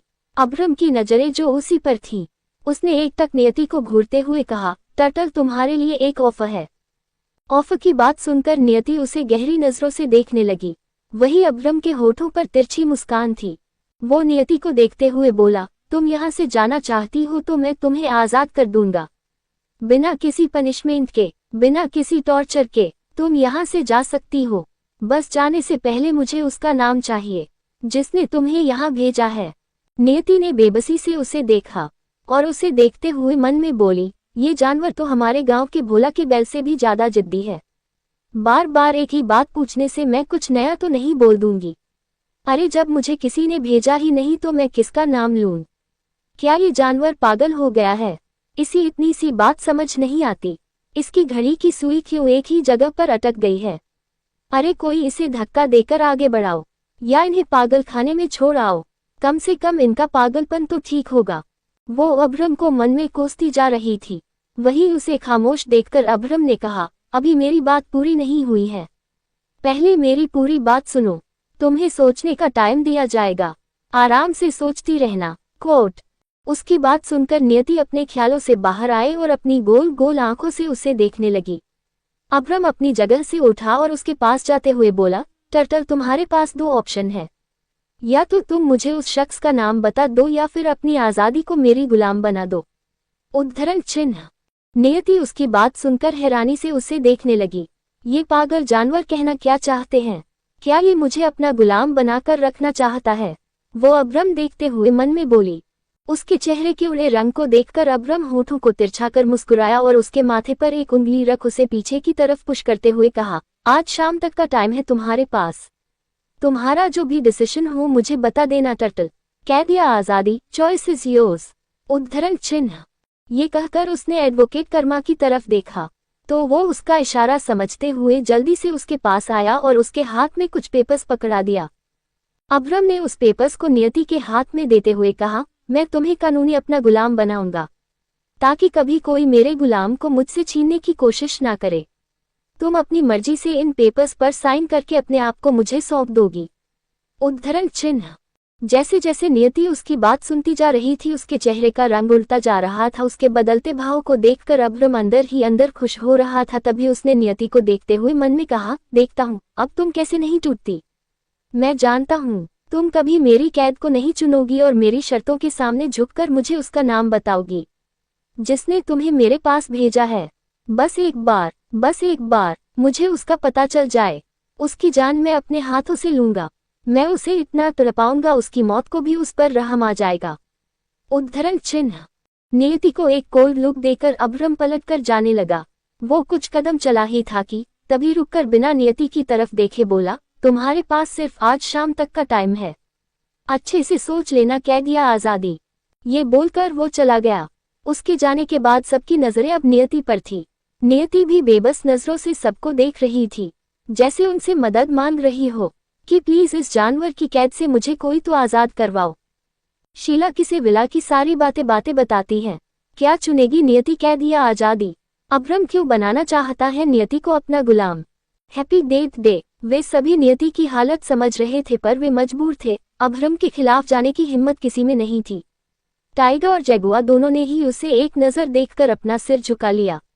वही कर्मा नियति को देखकर समझने की कोशिश कर रहा था, यहाँ हो क्या रहा है? क्या बीस्ट इस लड़की को कैद करके रखना चाहते हैं? उसके मन में ये सवाल आया और उसने जवाब की उम्मीद से टाइगर और जगुआ की तरफ देखा तो वे दोनों उसे देखकर बिना कुछ बोले चले गए। कर्मा दोनों के पीछे जाते हुए बोला, अरे मुझे बताओ तो सही यहाँ हो क्या रहा है? नियति ने एक नज़र अपने हाथ में पड़े पेपर को देखा और उसे लेकर धीमे कदमों से अपने कमरे में आ गई। वो बेसुध होकर बेड पर बैठी और रोते हुए बोली, मुझे अगर एक खून माफ हो तो मैं सबसे पहले इस जानवर का खून कर दूं। नहीं, एक नहीं, मुझे 2 खून माफ हो तो मैं उसका और इसका, दोनों जानवर का अंत कर दूं। उद्धरण चिन्ह। ये बोल वो पेपर को देखते हुए रोए जा रही थी। वही अभ्रम नियति को ऑफर देने के बाद अपनी कंस्ट्रक्शन साइट पर जाने के लिए विला से निकल गया। जैसे ही उसकी कार विला से बाहर गई, एक आदमी पेड़ के पीछे से निकलकर बाहर आया और उसने अपने फोन से किसी को कॉल किया और उससे कॉल पर कहा, बीस्ट अभी अभी अपने विला से निकला है, तुम रेडी रहना, किसी भी टाइम वो वहां पहुंच जाएगा। उद्धरण चिन्ह। दूसरी तरफ से किसी ने कुछ कहा तो उस आदमी ने ओके बोलकर कॉल कट कर दिया और शैतानी मुस्कुराहट अपने होठों पर लिए बीस्ट की कार को वहां से जाते हुए देखने लगा। कंस्ट्रक्शन साइट पर एक कॉम्प्लेक्स बन रहा था। सैकड़ों मजदूर वहां काम कर रहे थे और 50 से भी ज्यादा आर्किटेक्ट उस कॉम्प्लेक्स के डिजाइन पर काम कर रहे थे। आर्किटेक्ट की टीम का जो हेड था वो अब्रम को डिजाइन दिखाते हुए कुछ समझा रहा था। अब्रम ने उसकी बात सुनते हुए अपनी आंखों पर चढ़ा शेड हटाया और एक नजर नक्शे में देखते हुए सामने बन रही बिल्डिंग को देखा। फिर उस आर्किटेक्ट की तरफ देख अब्रम बोला, ये पॉइंट मुझे बिल्डिंग के अंदर चलकर एक्सप्लेन करो। कोट। आर्किटेक्ट ने हाँ में सिर हिलाया और उसके साथ जाने लगा। कुछ देर में ही वो दोनों बिल्डिंग के अंदर उसी जगह थे जिसके बारे में आर्किटेक्ट उसे समझा रहा था। कुछ देर तक दोनों वहीं खड़े होकर डिजाइन डिस्कस करते रहे। तभी बीच में ही उन्हें डिस्टर्ब करते हुए अब्रम का फोन रिंग हुआ। उसने अपनी जेब से फोन निकाल कर देखा तो डिस्प्ले पर प्राइवेट नंबर शो हो रहा था। ये देखकर उसकी भौहें तंग गई। वो कॉल रिसीव करते हुए आगे बढ़ा और फोन कान पर लगाते हुए सामने देखने लगा। कॉल रिसीव होते ही दूसरी तरफ से किसी के हंसने की आवाज आने लगी। अब्रम को समझने में देर नहीं लगी कि ये फोन उसके किसी दुश्मन का है। वो इस हंसी को सुनकर कुछ कहता कि उससे पहले ही कॉल कट हो गई। उसने फोन कान पर से हटाया और डिस्प्ले को देखने लगा। तभी उसके देखते ही देखते डिस्प्ले पर एक मैसेज का नोटिफिकेशन आया। उसने क्लिक किया और मैसेज पढ़ने लगा, happy death day beast. Message पढ़ते ही अब्रम की भौहें सिकुड़ गई। उसने आर्किटेक्ट की तरफ देख कमांडिंग टोन में कहा, लीव दिस प्लेस इमीडिएटली। गो, सभी वर्कर्स को बाहर निकालो, हरी अप। उसके ऑर्डर को फॉलो करते हुए वो आर्किटेक्ट तुरंत सभी वर्कर्स को बिल्डिंग से बाहर निकलने लगा। किसी को कुछ समझ नहीं आ रहा था, सब अफरा तफरी में बस भागे जा रहे थे। अब्रम भी तेजी से सीढ़ियों से उतरते हुए नीचे आ रहा था। तभी उसका ध्यान एक रोते हुए बच्चे ने अपनी ओर खींच लिया। उसने आवाज की दिशा में देखा तो वहां एक 5 साल का छोटा बच्चा खड़ा रो रहा था। शायद वो किसी मजदूर का ही बच्चा था। उस बच्चों को देखकर अब्रम की आंखें सिकुड़ गई। वहीं जब उसकी नजर बच्चे के हाथ पर गई तो उसकी आंखें हैरानी से बड़ी हो गई। उस बच्चे के हाथ में कुछ था जो उसके हाथ से बंधा हुआ था। अब्रम तेजी से बच्चे के पास गया और उसके हाथ में रखे बॉक्स को उठाने लगा, पर वो बॉक्स बच्चे के हाथ में चिपका हुआ था, जिसकी वजह से वो बॉक्स को बच्चे के हाथ से अलग नहीं कर पा रहा था। अब्रम घुटने के बल बच्चे के सामने बैठ गया और बॉक्स से कान सटाकर देखा तो उसके शक के मुताबिक बॉक्स में से टिक टिक की आवाज आ रही थी। आवाज सुनते ही अब्रम की आंखें एकदम से बड़ी हो गई। उसका चेहरा गुस्से से काला पड़ गया और उसने कहा, ये तो टाइम बॉम्ब है। तभी उसका ध्यान बच्चे ने अपनी ओर खींच लिया। उसे रोते देखकर अब्रम को कुछ याद आया और उसने जल्दी से बच्चे के आंसू पोंछते हुए कहा, तुम डरो मत, तुम्हें कुछ नहीं होगा, मैं तुम्हें कुछ नहीं होने दूंगा। उद्धरण चिन्ह। बच्चे को चुप करवा कर वो इधर उधर कुछ ढूंढने लगा जिसकी मदद से वो बच्चे के हाथ से बॉक्स को अलग कर सके, पर उसे कुछ नहीं मिला। उसने 1-2 बार खुद ही कोशिश की, तभी बॉक्स ओपन हो गया और उसमें रखा बॉम्ब निकलकर बाहर गिर गया। जैसे अब्रम की नजर बॉम्ब पर गई उसकी आंखें सिकुड़ गई और उसने कहा, oh no, only 10 second. 10 second बाद तो ये बॉम्ब ब्लास्ट हो जाएगा। उद्धरण चिन्ह।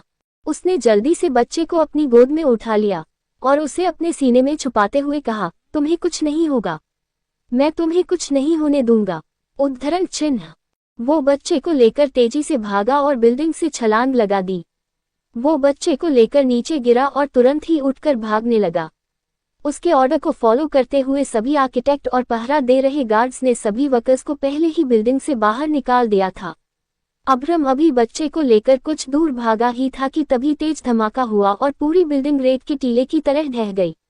अब्रम ने अभी भी उस बच्चे को अपने सीने में छुपा रखा था और तेजी से वो भाग रहा था।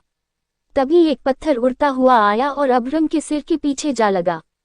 वो पत्थर साइज में बड़ा और नुकीला था। पत्थर के लगते ही अब्रम के कदम लड़खड़ा गए और वो गिरने लगा, पर उसने जैसे तैसे खुद को संभाला और बच्चे को उसकी मां के पास ले गया। जैसे ही बच्चे की मां ने अब्रम की गोद से बच्चे को लिया, अब्रम उसी पल बेहोश होकर नीचे गिर गया। ये देखकर सभी गार्ड्स उसके पास आ गए और उसे उठाने लगे। धमाके की आवाज सुनकर पाइथन भी भागते हुए उस जगह आया। अब्रम को बेहोश देखकर पाइथन ने गार्ड्स की मदद से उसे गाड़ी में रखवाया और ड्राइविंग करते हुए टाइगर को कॉल किया। कॉल रिसीव होते ही पाइथन ने कॉल पर कहा, सर बीस्ट एक हादसे का शिकार हो गए हैं। उद्धरण चिन्ह। ये सुनते ही दूसरी तरफ से टाइगर ने घबराते हुए कहा, तू कहाँ है बीस्ट, ठीक तो है ना, उन्हें ज्यादा चोट तो नहीं आई? पाइथन घबराते हुए कॉल पर बोला, सर बीस्ट बेहोश है, मैं उन्हें लेकर हॉस्पिटल जा रहा हूँ, आप भी आ जाइए। कोट। नहीं पाइथन, हॉस्पिटल नहीं, तू उन्हें लेकर बीस्ट विला। मैं तब तक यहाँ सब अरेंजमेंट करता हूँ। टाइगर की बात पर पाइथन ने ओके सर कहा और कॉल कट कर दिया। वही अब्रम को हल्का सा होश आया और उसकी आंखों के सामने उसी बच्चे का चेहरा आ गया। बच्चे का रोता हुआ चेहरा उसे उसके अतीत में ले गया और उसकी आंखें एक बार फिर धीरे धीरे बंद हो गई। एक कमरा जहां बहुत अंधेरा था, उसमें एक बच्चा खड़ा रो रहा था और बार बार किसी को पुकार रहा था, पर उसकी आवाज शायद उस कमरे से बाहर नहीं जा पा रही थी, इसलिए वो अपने नन्हे नन्हे हाथों से बार बार दरवाजे को पीट रहा था। रोते हुए बच्चे का चेहरा लाल हो गया था और उसे हिचकी आने लगी थी, पर कोई भी उस बच्चे को कमरे से बाहर नहीं निकाल रहा था। जब पाइथन बीस्ट को लेकर विला पहुंचा, तब तक टाइगर ने सारे इंतजाम कर दिए थे। जैगुआ और टाइगर दोनों ही अब्रम को उसके रूम में ले गए। वहां डॉक्टर नर्स सब पहले से ही तैयार थे। बीस्ट घायल है ये जानकर सभी सर्वेंट हैरान रह गए थे, क्योंकि ये बात सभी जानते थे, अब्रम को चोट कोई नहीं पहुंचा सकता। अगर कोई उसे चोट पहुंचा सकता है तो वो इंसान वो खुद है। बाहर हो रही हलचल जब नियति के कानों में गई, तो वो भी अपने कमरे से निकलकर बाहर आई। सर्वेंट की लंबी कतार अब्रम के रूम के बाहर लगी देखकर नियति भी उसके रूम के पास जाने लगी। बाकी सबकी तरह वो भी वहीं खड़ी हो गई और कमरे के अंदर देखने की कोशिश करते हुए खुद से ही मन में बोली, इस जानवर को हुआ क्या है? क्यों सब उसकी आव भगत में लगे हैं? क्या ये जानवर घायल है या मरने वाला है? ये सोचने के अगले पल ही नियति ने मन में ही खुद को डांटते हुए कहा, क्या नियति तू भी इस जानवर के साथ रहकर उसकी जैसी बातें कर रही है?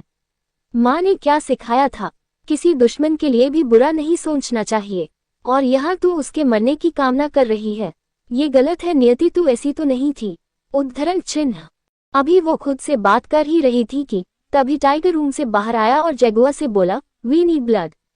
बीस्ट का खून बहुत बह गया है, तू फिक्र मत कर, मैं ब्लड अभी अरेंज करता हूँ।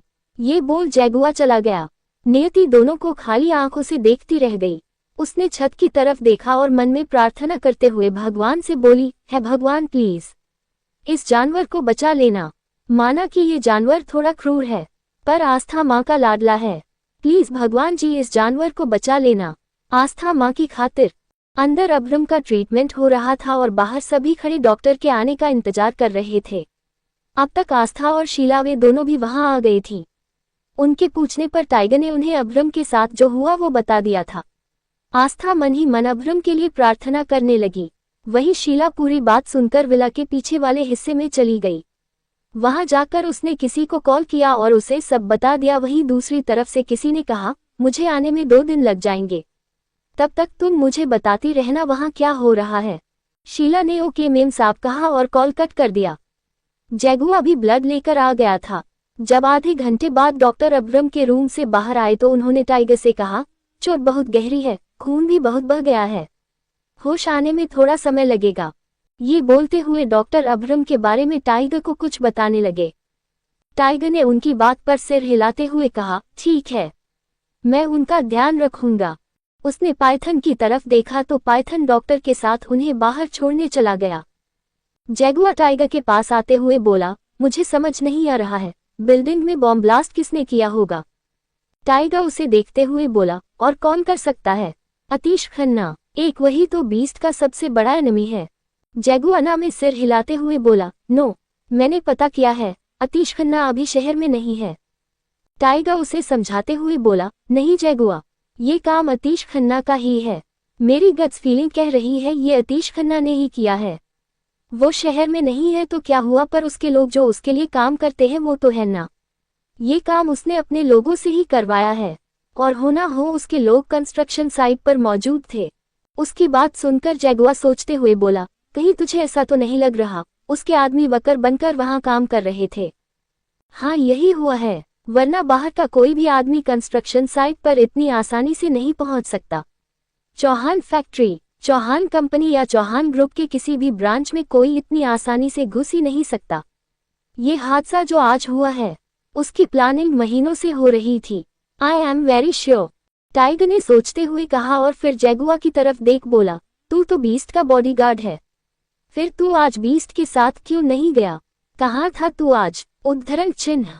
इस बात पर जैगुआ ने अपनी भौहें सिकुड़ते हुए उसे देखकर कहा, तू मुझ पर शक कर रहा है, तुझे पता है ना बीस्ट मेरे लिए क्या है?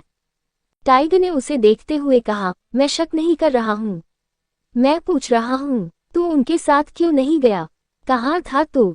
जैगुआ ने उसे देखते हुए आराम से कहा, मैं बीस्ट के साथ जा रहा था पर बीस्ट ने कहा वो अकेले जाएंगे, इसलिए मैं उनके मना करने पर रुक गया। उद्धरण चिन्ह। उसकी बात सुनकर टाइगर ने सोचते हुए कहा, अब जो होना था वो तो हो गया। हमें इस हादसे की जांच पड़ताल करके सारी इन्फॉर्मेशन कलेक्ट करनी होगी। बीस्ट होश में आते ही हमसे सारी इन्फॉर्मेशन मांगेंगे। जैगुआ ने उसकी बात पर सिर हिला दिया और जाने लगा, तभी टाइगर ने उसे रोकते हुए कहा, बीस्ट के एक्सीडेंट के बारे में उन्हें कुछ मत बताना। उसने फिर से हाँ में सिर हिलाया और चला गया। वही टाइगर अब्रम के कमरे में चला गया।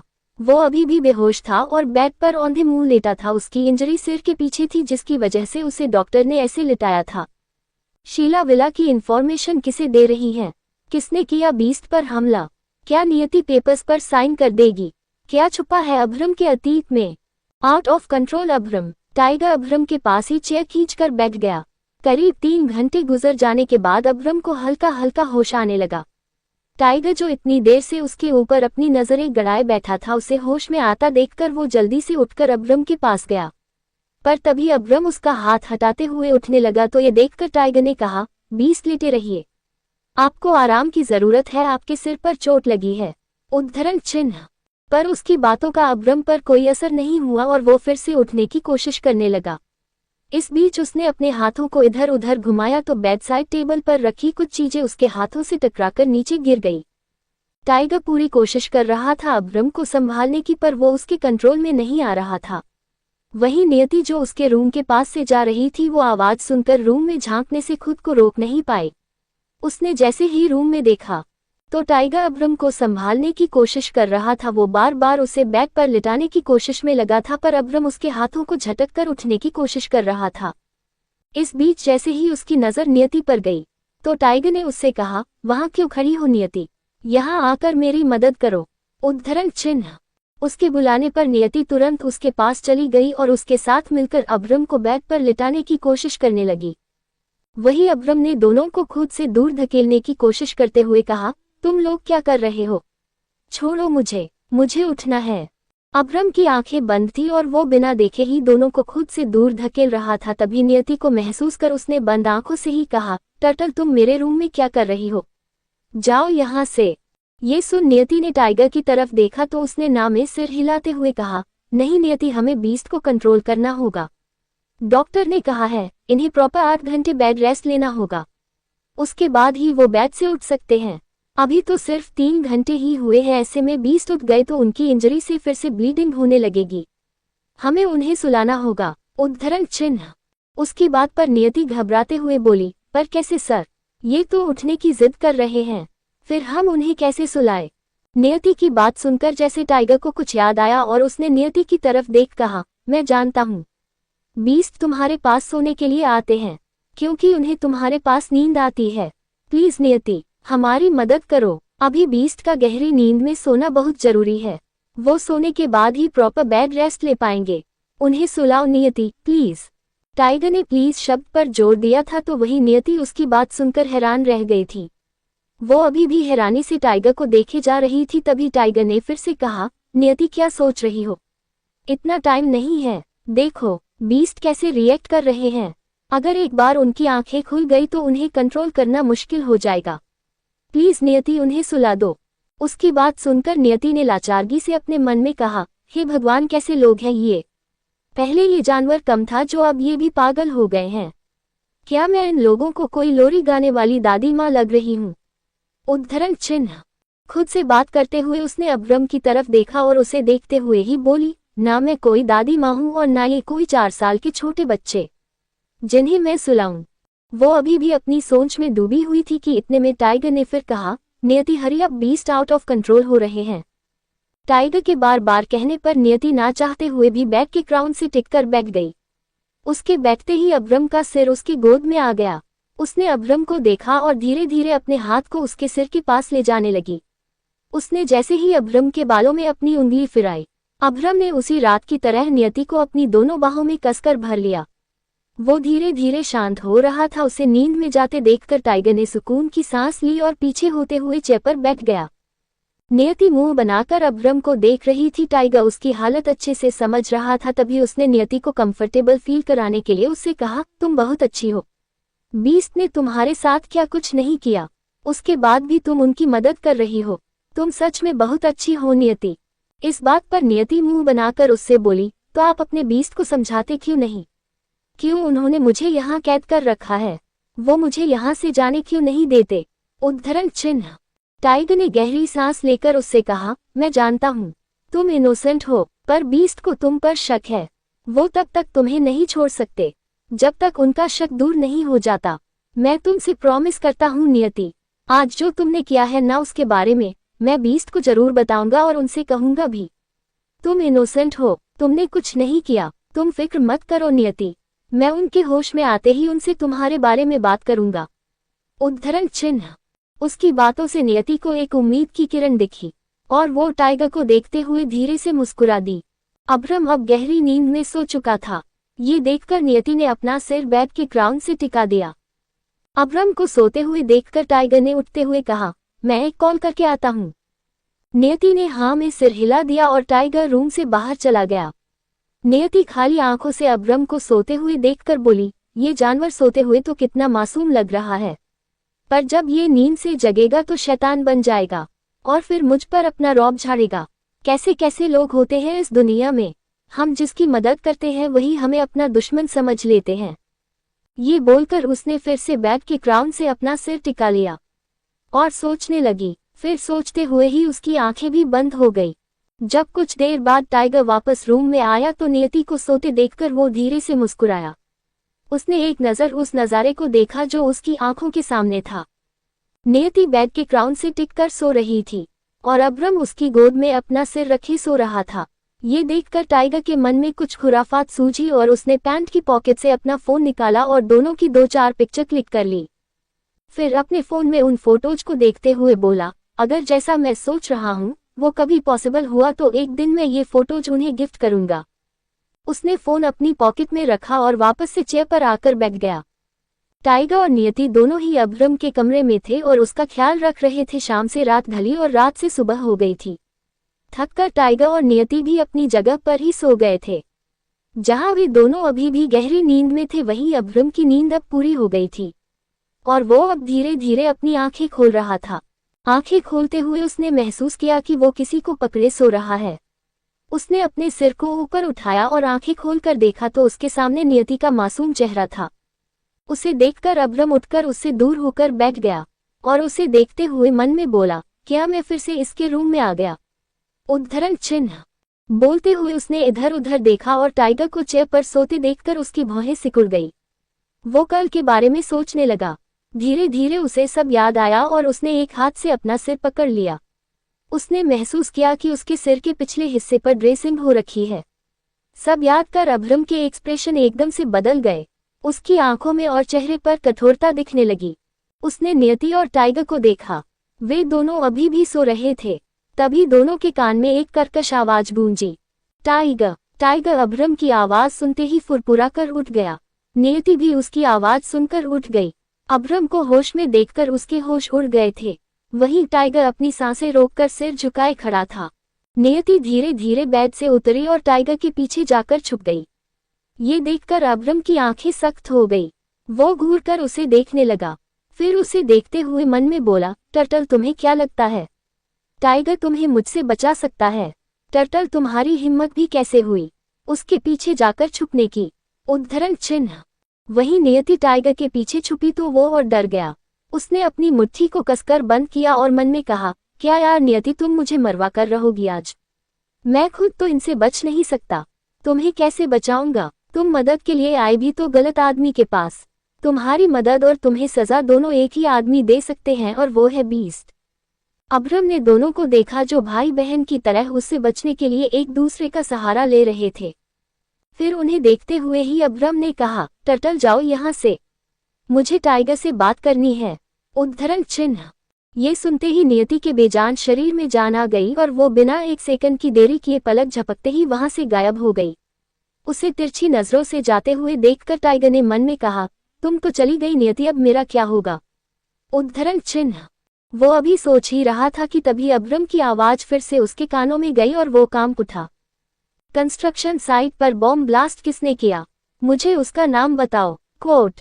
इस सवाल का जवाब टाइगर भी ढूंढ रहा था, पर अभी तक उसे भी नहीं पता चला था कि आखिर बॉम्ब ब्लास्ट के पीछे किसका हाथ है। आतिश खन्ना पर उसे शक था, पर अब्रम के सामने उसे सबूत के साथ उस आदमी को पेश करना था जिसने वो बॉम्ब ब्लास्ट करवाया था। टाइगर को खामोश देखकर अब्रम ने फिर कहा, क्या तुम्हें सुनाई नहीं देता? ये सुनते ही टाइगर ने जल्दी से कहा, इस बारे में जगुआ पता कर रहा है। आज शाम तक आपको पता चल जाएगा उस ब्लास्ट के पीछे किसका हाथ है। अब्रम ने उसे देखते हुए फिर कहा, टर्टल मेरे रूम में क्या कर रही? टाइगर ने कहा, डॉक्टर ने आपको 6 से 8 घंटे के लिए बेड रेस्ट दिया था, पर आप 3 घंटे बाद ही उठने लगे थे। शायद एनेस्थीसिया का असर कम हो गया था, इसलिए आपको सुलाने के लिए मुझे नियति से हेल्प लेनी पड़ी। उद्धरण चिन्ह। उसकी बात पर अब्रम उसे घूर कर देखने लगा और उसके माथे पर सलवटें आ गई। क्या टर्टल ने मुझे सुलाया? अब्रम के पूछने पर टाइगर ने सिर हिलाते हुए कहा, मैं जानता हूँ, आपको नींद उसके साथ होने से ही आती है, इसलिए मैंने उसकी हेल्प ली। वो इनोसेंट है बीस्ट। ये सुनते ही अब्रम की भौहें तन गई। टाइगर ने हिम्मत इकट्ठी कर आगे कहा, बीस्ट आपने उसके साथ इतना कुछ किया, उसे इतना टॉर्चर किया, उसे भूखा रखा, यहाँ तक कि उसे कैद कर दिया। ऐसा कोई दिन नहीं गया जब वो रोई ना हो। इसके बाद भी मेरे एक बार कहने पर वो मेरी मदद के लिए तैयार हो गई। उसने ही आपको सुलाया है बीस्ट, वरना आप तो आउट ऑफ कंट्रोल हो गए थे। बीस्ट आपको उसके साथ की जरूरत है। क्या टाइगर के समझाने पर बदल जाएगा अब्रम का नजरिया नियति के लिए? क्या बॉम्ब ब्लास्ट के पीछे छुपे इंसान को टाइगर ढूंढ पाएगा? आखिर कौन लेना चाहता है बीस्ट की जान? क्यों मुझे उसके पास ही नींद आती है? टाइगर के ये बोलते ही अब्रम गुस्से में उस पर बरसते हुए बोला, जस्ट शट अप। आज शाम तक का समय है तुम्हारे पास। मुझे उस आदमी का नाम चाहिए। And now you get out of my room. उसके ये बोलते ही टाइगर एक और पल वहां नहीं रुका और अपने कदमों को तेज कर वहां से चला गया। कमरे से बाहर आकर उसने गहरी सांस ली और खुद से कहा, आपका ये गुस्सा इस बात को प्रूव करता है कि नियति के होने से आपको फर्क पड़ रहा है। आप इस बात को एक्सेप्ट क्यों नहीं कर लेते? बीस्ट, वो लड़की आपकी जिंदगी बदल सकती है। मैंने कल रात देखा था उसे, किस तरह उसने आपकी केयर की। वो सारी रात बैठी रही एक ऐसे इंसान के लिए जिसने उसे इतना परेशान किया।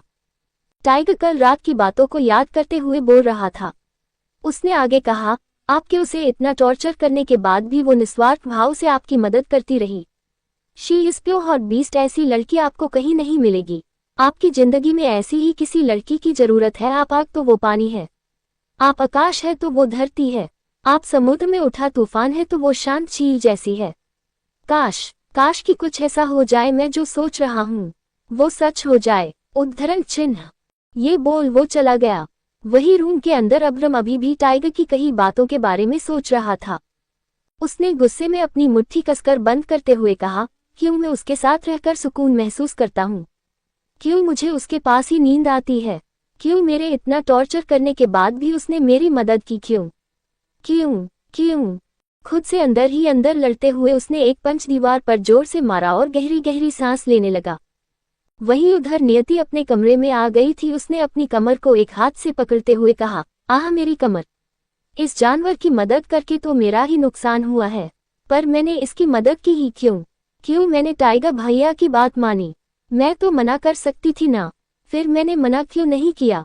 खुद से सवाल जवाब करते हुए नियति बेड पर बैठ गई। सुबह से शाम हो गई थी। इस बीच अब्रम अपने कमरे में ही था। उसका दिया हुआ समय समाप्त होते ही वो हॉल में आया और अपनी जगह पर बैठ गया। टाइगर और जगुआ दोनों ही वहां पहले ही आ गए थे। दोनों ही सिर झुकाए खड़े थे। तभी बीस्ट के कुछ बोलने से पहले ही जगुआ एक आदमी को उसकी कॉलर से पकड़ के लाते हुए उसने उसे अब्रम के पैरों में फेंक दिया। यही है वो जिसने कंस्ट्रक्शन साइट पर बॉम्ब लगाया था। कोर्ट। जगुआ की बात सुनकर अब्रम ने अपने पैरों में गिरे आदमी को देखते हुए कहा, मुझे उसका नाम चाहिए जिसके कहने पर तूने बॉम्ब प्लांट किया था। उद्धरण चिन्ह। टाइगर ने अचानक से बीच में ही कहा, बीस्ट ये बोल नहीं सकता, और ये कॉन्ट्रैक्टेड किलर है, ये कॉन्ट्रैक्ट लेता है। हमने इससे पूछताछ की पर इसे कुछ नहीं पता। इसे पैसों के साथ एक लेटर मिला था और उसी में सब लिखा था, कब, कहाँ, कैसे, क्या करना है। अब्रम टाइगर की बात सुनते हुए उस आदमी को ही देख रहा था जो उसके सामने दोनों हाथ जोड़ उसके पैरों में गिरा अपनी जान की भीख मांग रहा था। Unknown destination. ठीक उसी वक्त एक दूसरी जगह एक आदमी जिसने काले कपड़े पहने हुए थे, उसके मुंह पर भी मास्क लगा था और वो अपने सामने दीवार पर टंगी अब्रम की फोटो को देखते हुए बोला, बीस्ट, तुम मुझ तक कभी नहीं पहुंच सकते, तुम मुझे कभी नहीं ढूंढ सकते। जितना आसान है तुम्हारे लिए लोगों को सजा देना, उतना ही मुश्किल है तुम्हारे लिए मेरी चालों को समझना। ये बोल वो आदमी हंसने लगा और हंसते हुए ही आगे कहा, तुम्हें क्या लगता है बीस्ट, तुम बच जाओगे? मेरा एक वार खाली गया है, पर दूसरा नहीं जाएगा। तुम्हें मुझसे बचने के लिए हर बार लक की जरूरत पड़ेगी और मुझे तुम्हें मारने के लिए बस एक मौके की। लेट्स सी, देखते हैं आगे क्या होता है, तुम जीतते हो या मैं। ये बोल वो फिर से शैतानों की तरह हंसने लगा। उसके गले में पड़ा एक लॉकेट जो कि सिल्वर रंग का था वो शाइन कर रहा था। वो लॉकेट वी शेप का था। वहीं अब्रम ने अपने एक पैर को बेरहमी से अपने कदमों में गिरे आदमी के एक हाथ पर रखकर उसके हाथ को मसलते हुए टाइगर से कहा, टर्टल को बुलाओ। उद्धरण चिन्ह। ये बोल उसने मन में खुद से कहा, तेरे पीछे छुपे आदमी को तो सामने ले ही आऊंगा, पर उससे पहले मैं तेरे किए की तुझे सजा दे दूं। वही टाइगर उसकी सुनकर चौंक गया और मन में बोला, बीस्ट, नियति को क्यों बुला रहे हैं? उसका यहाँ क्या काम? उद्धरण चिन्ह। ये बोल वो नियति को लेने चला गया। कुछ ही मिनटों बाद नियति अब्रम के सामने खड़ी थी। वो अब्रम के सामने आने से ही डर जाती थी, इसलिए वो नजरें नीचे किए अपने दोनों हाथों को आपस में रगड़ते हुए खड़ी सोच रही थी। तभी उसने कनखियों से अब्रम को देखा तो उसे खुद को घूरते देखकर नियति ने जल्दी से अपनी पलकें झुका ली। अब्रम ने उसे घूरते हुए तेज आवाज में कहा, मेरी तरफ देखो। नियति के लिए ये कोई बात नहीं, आदेश था जिसे उसे मानना ही था। वो जल्दी से पलकें उठाकर उसे देखने लगी। अब्रम के पैरों में गिरे आदमी को देखकर नियति अवाक रह गई। तभी अब्रम ने उसे देखते हुए अपने पैरों में गिरे आदमी को जोर से लात मारी।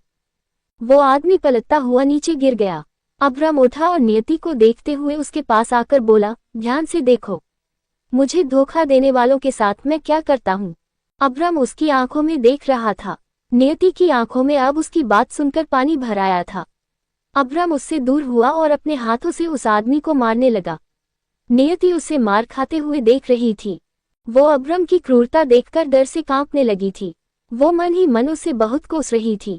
जब वो आदमी अधमरा हो गया तो अब्रम ने उसे लात से दूर धकेलते हुए कहा, लेकर जाओ इसे और डाल दो ब्लैकी के पिंजरे में। जैगुआ उसे उठाकर वहां से ले गया। अब्रम वापस अपनी जगह बैठते हुए नियति से बोला, मैंने जो कल तुम्हें पेपर्स दिए थे उसे लेकर आओ। वो जल्दी से गई और पेपर्स ले आई। अब्रम ने उसके हाथ से पेपर्स लेकर उन्हें देखते हुए कहा, तुमने अभी तक इस पर साइन नहीं किया। अच्छा है नहीं किया, क्योंकि अब तुम इन पेपर्स पर नहीं किसी और पेपर्स पर साइन करोगी। उद्धरण चिन्ह। उसकी बात खत्म होते ही एडवोकेट कर्मा वहां आ गया। उसे अचानक से विला में देखकर टाइगर ने धीमी आवाज में खुद से कहा, ये यहाँ क्या कर रहा है? मैंने तो इसे नहीं बुलाया, फिर ये बिना बुलाए यहाँ क्यों आया है? एडवोकेट कर्मा ने बिना देरी किए अपने बैग से पेपर्स निकालकर अब्रम को दे दिया।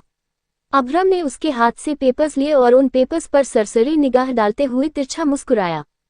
फिर उसने नियति के लाए पेपर्स को फाड़ दिया। ये देखकर नियति को एक खुशी का एहसास हुआ और वो मन में बोली, लगता है इन्हें मुझ पर भरोसा हो गया है, शायद आज ये मुझे आजाद कर रहे हैं। उद्धरण चिन्ह।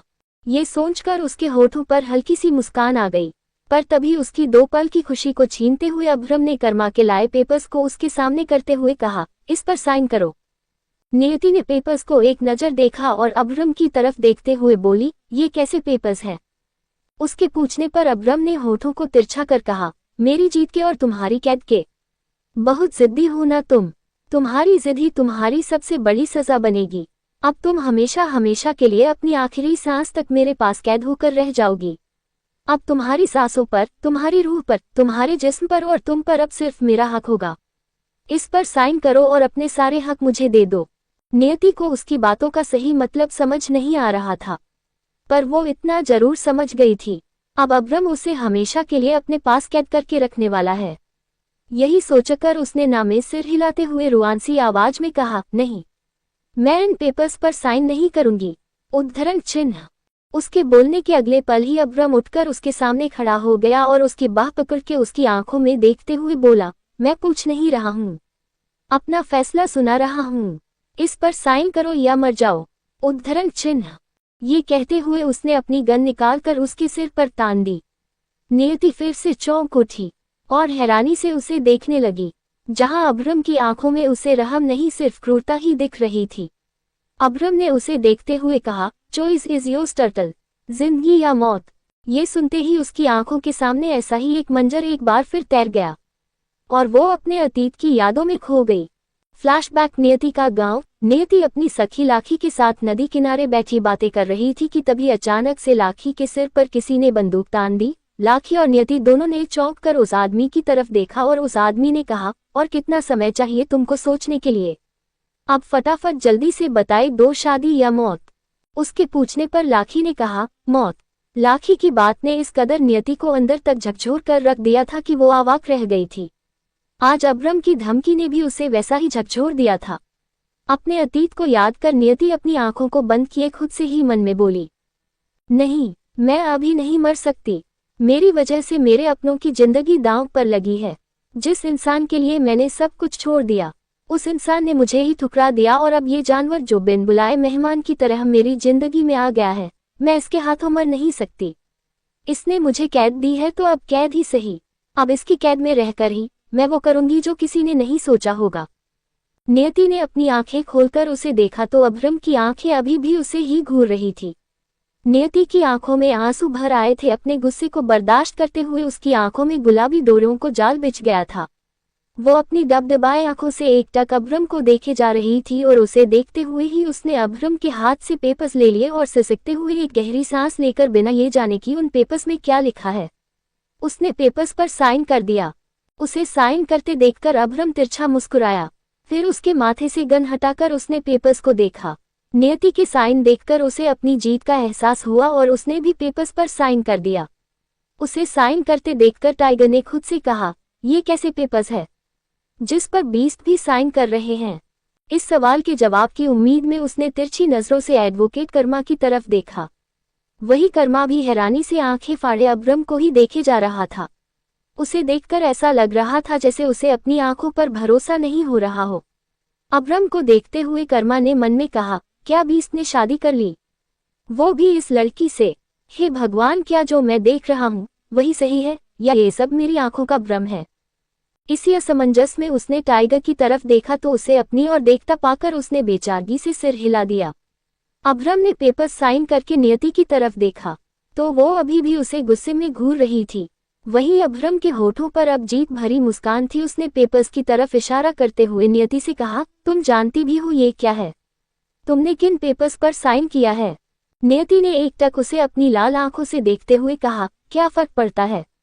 जो आप चाहते थे वो तो हो गया ना। आप मुझसे इन पेपर्स पर साइन करवाना चाहते थे, मैंने कर दिया। कान इस हाथ से पकड़ो या उस हाथ से, बात तो एक ही है ना। अब मैं आपकी कैदी तो बन ही गई हूँ। अपनी बात पूरी कर नियति वहां से चली गई। वहीं अब्रम ने उसे जाते हुए देखकर कहा, टर्टल, तुम्हारी इतनी हिम्मत कि तुम मेरे सामने से चली गई। क्या तुम्हारे अंदर से मेरा डर खत्म हो गया है? नहीं, मैं ऐसा कभी नहीं होने दूंगा। मैं तुम्हारे अंदर से मेरा डर कभी खत्म नहीं होने दूंगा। तुम यहाँ रहोगी मेरी कैद में, मेरी मर्जी से और मुझसे डर कर। ये बोल वो भी नियति के पीछे पीछे चला गया। उसके जाते ही टाइगर, कर्मा और पाइथन तीनों ने चैन की सांस ली। वहीं एक पिलर के पीछे से छुपकर सब देख रही शीला भी अब्रम को जाते हुए देखकर खुद से बोली, ये कैसे पेपर्स थे जिस पर बीस्ट ने नियति से साइन करवाए? पता करना होगा शीला, पता करना होगा। शीला भी जाने लगी पर टाइगर की बात सुनकर रुक गई और वहीं रुककर पिलर के पीछे से ही टाइगर की पूरी बात सुनने लगी। टाइगर ने कर्मा के पास आते हुए कहा, ये कैसे पेपर लेकर आया था तू? और जब मैंने तुझे बुलाया नहीं तो तू यहाँ आया क्यों? नियति ने कैद को चुना? क्या लिखा था उन पेपर्स में? नियति को कैद करने की ख्वाहिश बना देगी अब्रम को उसका गुलाम? कौन है जिसने अब्रम पर अटैक करवाया था? 7 जन्मों की टॉर्चर के लिए तैयार हो जाओ। टाइगर की बात का जवाब देते हुए कर्मा ने कहा, मुझे यहाँ बीस्ट ने बुलाया है। टाइगर ने चौंकते हुए बीच में कहा, क्या तुझे यहाँ बीस्ट ने बुलाया है? कर्मा ने सिर हिलाते हुए कहा, हाँ। जब मुझे बीस्ट का कॉल आया तो ये देखकर मैं खुद चौंक गया था कि बीस्ट मुझे खुद कॉल कर रहे हैं। पर तभी जब मैंने कॉल रिसीव की तो उन्होंने मुझसे कुछ पेपर्स तैयार कर जल्दी से विला आने के लिए कहा। उसकी बात सुनकर टाइगर ने कर्मा की तरफ देखते हुए कहा, ये कौन से पेपर्स थे जिस पर बीस्ट ने नियति से साइन करवाए? क्या था उन पेपर्स में, बता मुझे। कर्मा ने गहरी सांस लेते हुए सिर हिलाया और उसकी तरफ देख मुस्कुराते हुए कहा, बता दिया तो तू यकीन नहीं करेगा। तेरे पैरों तले जमीन खिसक जाएगी और सिर पर से आसमान गायब हो जाएगा। 440 वोल्ट का करंट तुझे अपनी बॉडी में फील होगा। सुनकर ऐसा लगेगा जैसे तेरे सिर पर पहाड़ टूट पड़ा हो और ये दुनिया गोल घूमती नजर आएगी। उद्धरण चिन्ह। उसकी इतनी सारी बातें सुनकर टाइगर ने बीच में ही उसे रोकते हुए कहा, अब बता भी दे, क्यों इतना सस्पेंस क्रिएट कर रहा है? यहाँ मेरी जान जा रही है और तू मजे ले रहा है। तभी पाइथन भी दोनों के बीच आते हुए बोला, हाँ कर्मा सर प्लीज बताइए, बीस्ट ने नियति से किन पेपर्स पर साइन करवाए हैं? उद्धरण चिन्ह। अभी कर्मा दोनों की बातों का कुछ जवाब देता कि तभी जैगुआ तीनों के पास आते हुए उन्हें देखते हुए बोला, तुम तीनों यहाँ क्यों खड़े हो और बीस्ट कहाँ गए? उसके बीच में सवाल करने से टाइगर फ्रस्ट्रेटेड होते हुए कर्मा से बोला, तू इसे इग्नोर कर और हमारे सवाल का जवाब दे। बताना वो कैसे पेपर्स थे? बीस्ट ने उन पेपर्स पर नियति के साइन क्यों लिए? कर्मा ने तीनों को देखा और गहरी सांस लेकर बोला, ये जो हमारा जंगल है ना, जहाँ का राजा हमारे बीस्ट है, ये समझ लो अब वहाँ एक रानी भी आ गई है। कुछ देर तक तीनों उसकी बात सुनकर सोचते रहे। फिर जैसे ही उन्हें उसकी बात का मतलब समझ आया, तीनों ने एक साथ चौंक कर कहा, क्या बीस्ट ने शादी कर ली? इस सवाल पर कर्मा ने धीरे से मुस्कुराते हुए हाँ में अपना सिर हिला दिया। उसे सिर हिलाते देखकर तीनों के होश उड़ गए थे। तभी टाइगर ने कंफर्म करते हुए फिर पूछा, क्या तू सच बोल रहा है? बीस्ट ने नियति से सच में शादी कर ली है? इस बार भी कर्मा ने हाँ में सिर दिला दिया। वहीं जब ये बात शीला ने सुनी तो उसके होश ही उड़ गए। उसकी आंखें फटी और मुंह खुला रह गया। उसने धीमी मगर शौकन आवाज में खुद से कहा, क्या बीस्ट ने शादी कर ली है? उन्हें ये बात बतानी होगी। मैम साहब का ये बात जानना बहुत जरूरी है। उद्धरण चिन्ह। ये बोल शीला दबे कदमों से वहां से चली गई। वही जैगुआ ने कर्मा की बात पर हंसते हुए कहा, अबे तू पागल हो गया है क्या? कुछ भी बोले जा रहा है। अबे कौन सा सस्ता नशा करके आया है तू? 20 लड़कियों से दूर रहते हैं, फिर शादी कैसे कर सकते हैं? उद्धरण चिन्ह। टाइगर ने जैगुआ के कंधे पर हाथ रखते हुए कहा, मेरे भाई, मेरा यकीन कर, अब हमारे बीस्ट बदल चुके हैं और ये बदलाव उस लड़की की वजह से आया है। सॉरी, हमारी फॉरेस्ट क्वीन की वजह से आया है। उद्धरण चिन्ह। अब ये फॉरेस्ट क्वीन कौन है? पाइथन फिर बीच में बोला। टाइगर और कर्मा ने उसे घूर कर देखा तो पाइथन दोनों से अपनी नजर चुराने लगा। फिर कर्मा ने उसे समझाते हुए कहा, पहले वो हमारे लिए एक लड़की थी पर अब बीस्ट ने उससे शादी कर ली है तो अब वो हमारे लिए स्पेशल हो गई है। उनका ओहदा भी बीस्ट जितना हो गया है, तो अब हम उन्हें ऐसे थोड़ी ना बुला सकते हैं, इसलिए मैं तो उन्हें फॉरेस्ट क्वीन कहूंगा। उद्धरण चिन्ह। इस बात पर पाइथन ने धीमी आवाज में कहा, पता नहीं उस मासूम सी छोटी सी लड़की के और कितने नामकरण होने बाकी है। जब से आई है बेचारी को हर रोज एक नया नाम मिल ही जाता है। उद्धरण चिन्ह। उसकी बात कर्मा ने सुन ली थी और उसने पाइथन के कंधे पर हाथ रखते हुए कहा, अब से उन्हें कोई भी नया नाम नहीं मिलेगा। अब से वो हम सबके लिए फॉरेस्ट क्वीन ही रहेंगी। बीस्ट की क्वीन और हमारी फॉरेस्ट क्वीन। उसे इतना खुश होते देखकर जैगुआ ने मुंह बनाते हुए उससे कहा, अबे इतना क्यों खुश हो रहा है? बीस्ट ने नियति से शादी घर बसाने के लिए नहीं की, उसे सजा देने के लिए की है। बेचारी, पता नहीं अब उसके साथ आगे क्या ही होगा। एक तो वो इतनी सी जान है और हमारे बीस्ट वो कितने क्रूर है, पता नहीं वो कैसे हमारे बीस्ट को हैंडल करेगी। मुझे तो उस बेचारी पर तरस आता है। जैगुआ की बातों में अफसोस था। वहीं टाइगर मुस्कुरा रहा था, उसकी मुस्कान धीरे धीरे गहरी होती जा रही थी। तभी टाइगर ने खुद से ही मन में कहा, भगवान जी, आज आप इतने अच्छे मूड में होंगे, पता नहीं था। पता होता तो मैं कुछ और भी मांग लेता। थैंक यू भगवान जी, आपने तो मेरी एक ही बार में सुन ली। उद्धरण चिन्ह। ये कहते हुए उसकी मुस्कान और गहरी हो गई। जैगुआ की नजर जब उस पर पड़ी तो उसे मुस्कुराते हुए देखकर जैगुआ ने कहा, तू क्यों इतनी खुशी मना रहा है? उद्धरण चिन्ह। टाइगर ने उसकी बात पर हड़बड़ाते हुए कहा, मैं कहाँ खुश हूँ? मैं भी तुम लोगों की तरह दुखी हूँ। खुश तो ये है। उद्धरण चिन्ह। उसका इशारा कर्मा की तरफ था। ये देखकर कर्मा ने तीनों से कहा, अरे यार, तुम लोग इतने उदास क्यों हो? बीस्ट ने शादी कर ली, ये तो अच्छी बात है। अब कम से कम कोई उन्हें संभालने वाली आ गई है तो अब उनकी क्रूरता थोड़ी कम हो जाएगी और इसमें तो हम लोगों का ही भला है। जहाँ एक तरफ कर्मा तीनों को समझा रहा था, वहीं नियति अपने रूम में आकर बेड पर बैठी रो रही थी। तभी अचानक से अब्रम के उसके रूम में आ जाने पर वो चौंक कर बेड से उठकर खड़ी हो गई। अब्रम उसे देखते हुए उसके पास आया तो नियति उसे पास आते देखकर डर से पीछे हटने लगी और पीछे हटते हुए ही वो दीवार से टकरा गई। अब्रम ने उसके पास जाकर अपने दोनों हाथ दीवार पर रखते हुए उसे अपने घेरे में लेते हुए कहा, तुम्हारी हिम्मत कैसे हुई मेरी पूरी बात सुने बिना वहां से चले आने की? उद्धरण चिन्ह। नियति उसके डर से अपनी पलकें नीचे झुकाए खड़ी थी। उसे खुद की तरफ देखता ना देखकर अब्रम ने अपनी कर्कश आवाज में फिर से कहा, तुमसे कितनी बार कहा है, जब मैं तुमसे बात करूं तो मेरी आंखों में देखा करो। तुम्हें एक बार में मेरी बात समझ नहीं आती क्या? ये कहते हुए उसने नियति की दोनों बाहें कसकर पकड़ ली। उसने डरते हुए अब्रम की आंखों में देखा। उसकी आंखों में आंसू थे और चेहरे पर दर्द। उसे देखते हुए अब्रम तिरछा मुस्कुराया। क्यों दर्द हो रहा है? रोना आ रहा है? ये जिंदगी तुमने ही चुनी है और अब तुम्हें ऐसे ही सारी जिंदगी मेरे साथ काटनी होगी। मैंने तुम्हें एक मौका दिया था आजाद होने का, पर तुमने कैद को चुना है तो अब इसकी आदत डाल लो। उसकी बातें आज उसके ओरे से भी ज्यादा जहरीली लग रही थी। वो अपनी बातों से ही नियति को मार रहा था। नियति की आंखों से धर धर आंसू बहने लगे थे।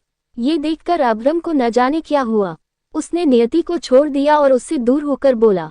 अब्रम उससे दूर हुआ और उसे देखते हुए पीछे हटने लगा। फिर उसे देखते हुए ही अब्रम ने आगे कहा, अपना सामान पैक करो और मेरे कमरे में आओ। उद्धरण चिन्ह। नियति जो पहले ही अब्रम से डरी हुई थी उसकी ये बात सुनकर हैरान रह गई। उसे अपने कानों पर जैसे विश्वास नहीं हो रहा था। उसे लग रहा था शायद उसने कुछ गलत सुन लिया है और इसलिए उसने अब्रम से पूछा, क्या कहा आपने? अब्रम अभी भी उसे ही देख रहा था। नियति की बात सुनकर उसे फिर से गुस्सा आ गया और वो उसके पास जाकर फिर से नियति की दोनों बाहें पकड़ के बोला, एक बार में तुम्हें सुनाई नहीं देता है क्या? टर्टल मेरी एक बात ध्यान से सुनो। मैं जब भी तुमसे कुछ कहूं तो उसे एक बार में ही सुन लिया करो। मुझे अपनी बातें दोहराना पसंद नहीं। जो कहा है वो करो। उद्धरण चिन्ह। अब्रम के इस तरह पकड़ने से उसकी बाहें दर्द हो रही थी। अब्रम की बातें उसके समझ से बाहर थीं। उसने दर्द में सिसकते हुए कहा, एक बार आपके कमरे में गई तो आपने इतनी सजा दी और अभी आप? उसे बीच में रोकते हुए अब्रम ने कहा, अब मैं तुम्हें बुला रहा हूं, इसलिए चुपचाप अपना सामान लो और मेरे पीछे आओ। उद्धरण चिन्ह। उसने नियति की बाहें छोड़ दी और उससे दूर हुआ। वो जाने के लिए जैसे ही मुड़ा कि तभी नियति के शब्दों ने उसके कदमों को रोक लिया। नियति ने अब्रम को देखते हुए कहा, आप मुझे अपने कमरे में किस हक से बुला रहे हैं? जैसे ही अब्रम ने ये सुना वो तिरछा मुस्कुराया और पलटकर अपने दोनों हाथ पैंट की जेबों में डाले उसे देखते हुए बोला, टर्टल तुम थकती नहीं हो मासूमियत का नाटक करते हुए? नियति को उसकी बातें समझ नहीं आ रही थी। वो सिसकते हुए अपने आंसू पोंछ रही थी। एक बार फिर अब्रम को अपनी तरफ कदम बढ़ाते देखकर नियति पीछे हटने लगी। अब्रम उसके पास आया और एक हाथ दीवार पर रखते हुए उसके ऊपर झुकते हुए उसने कहा, हक की बात कर रही हो तुम? तुमने ही तो उन पेपर्स पर साइन करके मुझे सारे हक दिए हैं। तुम पर अब किसी का हक है तो वो सिर्फ मैं हूं टर्टल। तुमने जिस पेपर्स पर साइन किए वो हमारी शादी के पेपर्स थे। Now you are my wife turtle. ये सुनते ही नियति के होश उड़ गए और वो एकटक अवाक होकर अब्रम को देखने लगी। अब्रम के होठों पर शैतानी मुस्कुराहट थी। उसे देखते हुए ही नियति की आंखों से एक बार फिर आंसू बहने लगे और वो ना में सिर हिलाते हुए बोली, नहीं, ये नहीं हो सकता। हमारी शादी कैसे हो सकती है? शादी में तो हवन कुंड की अग्नि, पंडित जी, शादी के मंत्र, 7 फेरे, 7 वचन, सिंदूर, मंगलसूत्र, शादी की सारी रस्में होती हैं। इन सब के बिना शादी कैसे हो सकती है? उसकी बात पर अब्रम हंसने लगा। उसे हंसते देखकर नियति उसे टकटकी लगाए देखने लगी। अब्रम ने हंसते हुए ही कहा, न 7 फेरे, न 7 वचन, न सिंदूर, न मंगलसूत्र, न हवन कुंड की अग्नि, न शादी के मंत्र, इन सब के बिना भी तुम अगले 7 जन्मों के लिए मुझसे जुड़ चुकी हो टर्टल। 7 जन्मों के टॉर्चर के लिए तैयार हो जाओ। अब न तुम खुद मुझसे दूर जा सकती हो, न मैं तुम्हें कभी खुद से दूर जाने दूंगा और किसी तीसरे में इतनी हिम्मत नहीं कि वो तुम्हें मुझसे छीन सके। अब कोई सवाल नहीं, अपना सामान लो और चुपचाप मेरे कमरे में शिफ्ट हो जाओ। उद्धरण चिन्ह। अपनी बात बोलकर अब्रम चला गया। वहीं नियति रोते हुए दीवार से लगकर ही बैठ गई। उसने दोनों हाथों से अपना सिर पकड़ लिया और रोते हुए बोली, क्यों भगवान जी, क्यों हर बार आप मेरे साथ ही गलत करते हैं? क्या मेरे कर्म इतने बुरे हैं? क्यों आपने एक ऐसे इंसान को मेरा पति बना दिया जिसके सीने में दिल ही नहीं है, जो एक इंसान नहीं बल्कि एक जानवर है? जिससे मैं सबसे ज्यादा नफरत करती हूँ। क्यों ऐसे इंसान से आपने मुझे जिंदगी भर के लिए बांध दिया? क्यों भगवान जी, क्यों? अभ्रम ने नियति से एक नया रिश्ता जोड़ा है। इनका ये रिश्ता आगे क्या नया मोड़ लेगा? क्या सच में अभ्रम बदल रहा है? क्या नियति कभी इस शादी को अपना पाएगी? शीला की बातों का क्या मतलब? मैं जानवर हूँ, डरो मुझसे। क्यों भगवान जी, क्यों हर बार आप मेरे साथ ही गलत करते हैं? क्या मेरे कर्म इतने बुरे हैं? क्यों आपने एक ऐसे इंसान को मेरा पति बना दिया जिसके सीने में दिल ही नहीं है, जो एक इंसान नहीं बल्कि एक जानवर है, जिससे मैं सबसे ज्यादा नफरत करती हूँ? क्यों ऐसे इंसान से आपने मुझे जिंदगी भर के लिए बांध दिया? क्यों भगवान जी, क्यों? नियति के इस क्यों का जवाब तो आने वाला समय ही देने वाला था। ये सब बोलते हुए वो रोए जा रही थी। रो रो कर उसका बुरा हाल हो गया था। चेहरा लाल होकर आंसुओं से पूरा भीग गया था। वहीं जब अभ्रम और नियति की शादी वाली बात टाइगर और जैगुआ ने आस्था को बताई तो वो भी चौंक गई। पर कुछ देर बाद आस्था के होठों पर स्माइल आ गई। उसे मुस्कुराते देखकर जैगुआ बोला, आस्था आंटी आप मुस्कुरा रही हैं। बीस्ट ने शादी कर ली। ये खबर सुनकर तो मुझे लगा आपको हार्ट अटैक आ जाएगा, पर देखो आपको हार्ट अटैक की जगह लाफिंग अटैक आया है। ये बोलते हुए जैगुआ हंस रहा था। वहीं आस्था और टाइगर उसकी बात पर उसे घूरने लगे थे। टाइगर ने उसे कोहनी मारी तो वहीं आस्था उसके कंधे और बाह पर मारते हुए बोली, बदमाश, तू मुझे मारना चाहता है? अरे मैं क्यों मरूं, मरे मेरे दुश्मन। उद्धरण चिन्ह। जैगुआ आस्था के मार से बचते हुए बोला, अरे आंटी अब बस भी करो, और कितना मारोगी? आपकी मार खाकर मैं तो मर ही जाऊंगा। आस्था रुक गई क्योंकि उसकी सांस फूलने लगी थी। टाइगर जैगुआ को मार खाते देखकर मुस्कुरा रहा था। तभी आस्था आंटी को हौंकते देखकर टाइगर ने उसे बेंच पर बिठाया। जब आस्था थोड़ी नॉर्मल हो गई तो उसने मुस्कुराते हुए कहा, अब साहब की जिंदगी में बदलाव आएगा क्योंकि नियति उनकी जिंदगी में आ गई है। कोट। उसे बीच में रोकते हुए जैगुआ बोला, आस्था आंटी आप ज्यादा सपने मत देखिए। बीस्ट ने नियति से शादी घर बसाने के लिए नहीं, उसे सजा देने के लिए की है। बोलते हुए वो भी आस्था के बगल जाकर बैठ गया तो वो फिर से उसके कंधे पर मारते हुए बोली, ये सब तो एक बहाना है। किस्मत को दोनों को मिलाना था सो मिला दिया। प्यार की पहली सीढ़ी तकरार ही होती है। साहब की नफरत ही धीरे धीरे मोहब्बत में बदलेगी और उन्हें एक दिन नियति से प्यार हो जाएगा। बीस्ट को प्यार, हा हा हा। ये कहते हुए जैगुआ हंसने लगा। इस बात पर तो टाइगर को भी डाउट था। तभी वो भी आस्था के दूसरी साइड बैठते हुए बोला, आंटी आप इतना शो कैसे हैं? बीस्ट का बिहेवियर हम सब जानते हैं, फिर कैसे एक जानवर का व्यक्तित्व रखने वाले इंसान को प्यार हो सकता है? आस्था ने दोनों को देखा और मुस्कुराते हुए बोली, जब इस जंगल में एक हिरनी आ गई है और बीस्ट की जिंदगी में भी शामिल हो गई तो एक दिन वही हिरनी बीस्ट की जिंदगी भी बन जाएगी। मेरी कही बात एक दिन सच होगी, देखना। उद्धरण चिन्ह। ये बोल आस्था उठकर वहां से चली गई। उसके जाने के बाद टाइगर और जैगुआ दोनों ने एक दूसरे को देखा और वे दोनों भी चले गए। वहीं जब अभ्रम अपने कमरे में गया तो उसे नियति कहीं नहीं दिखी।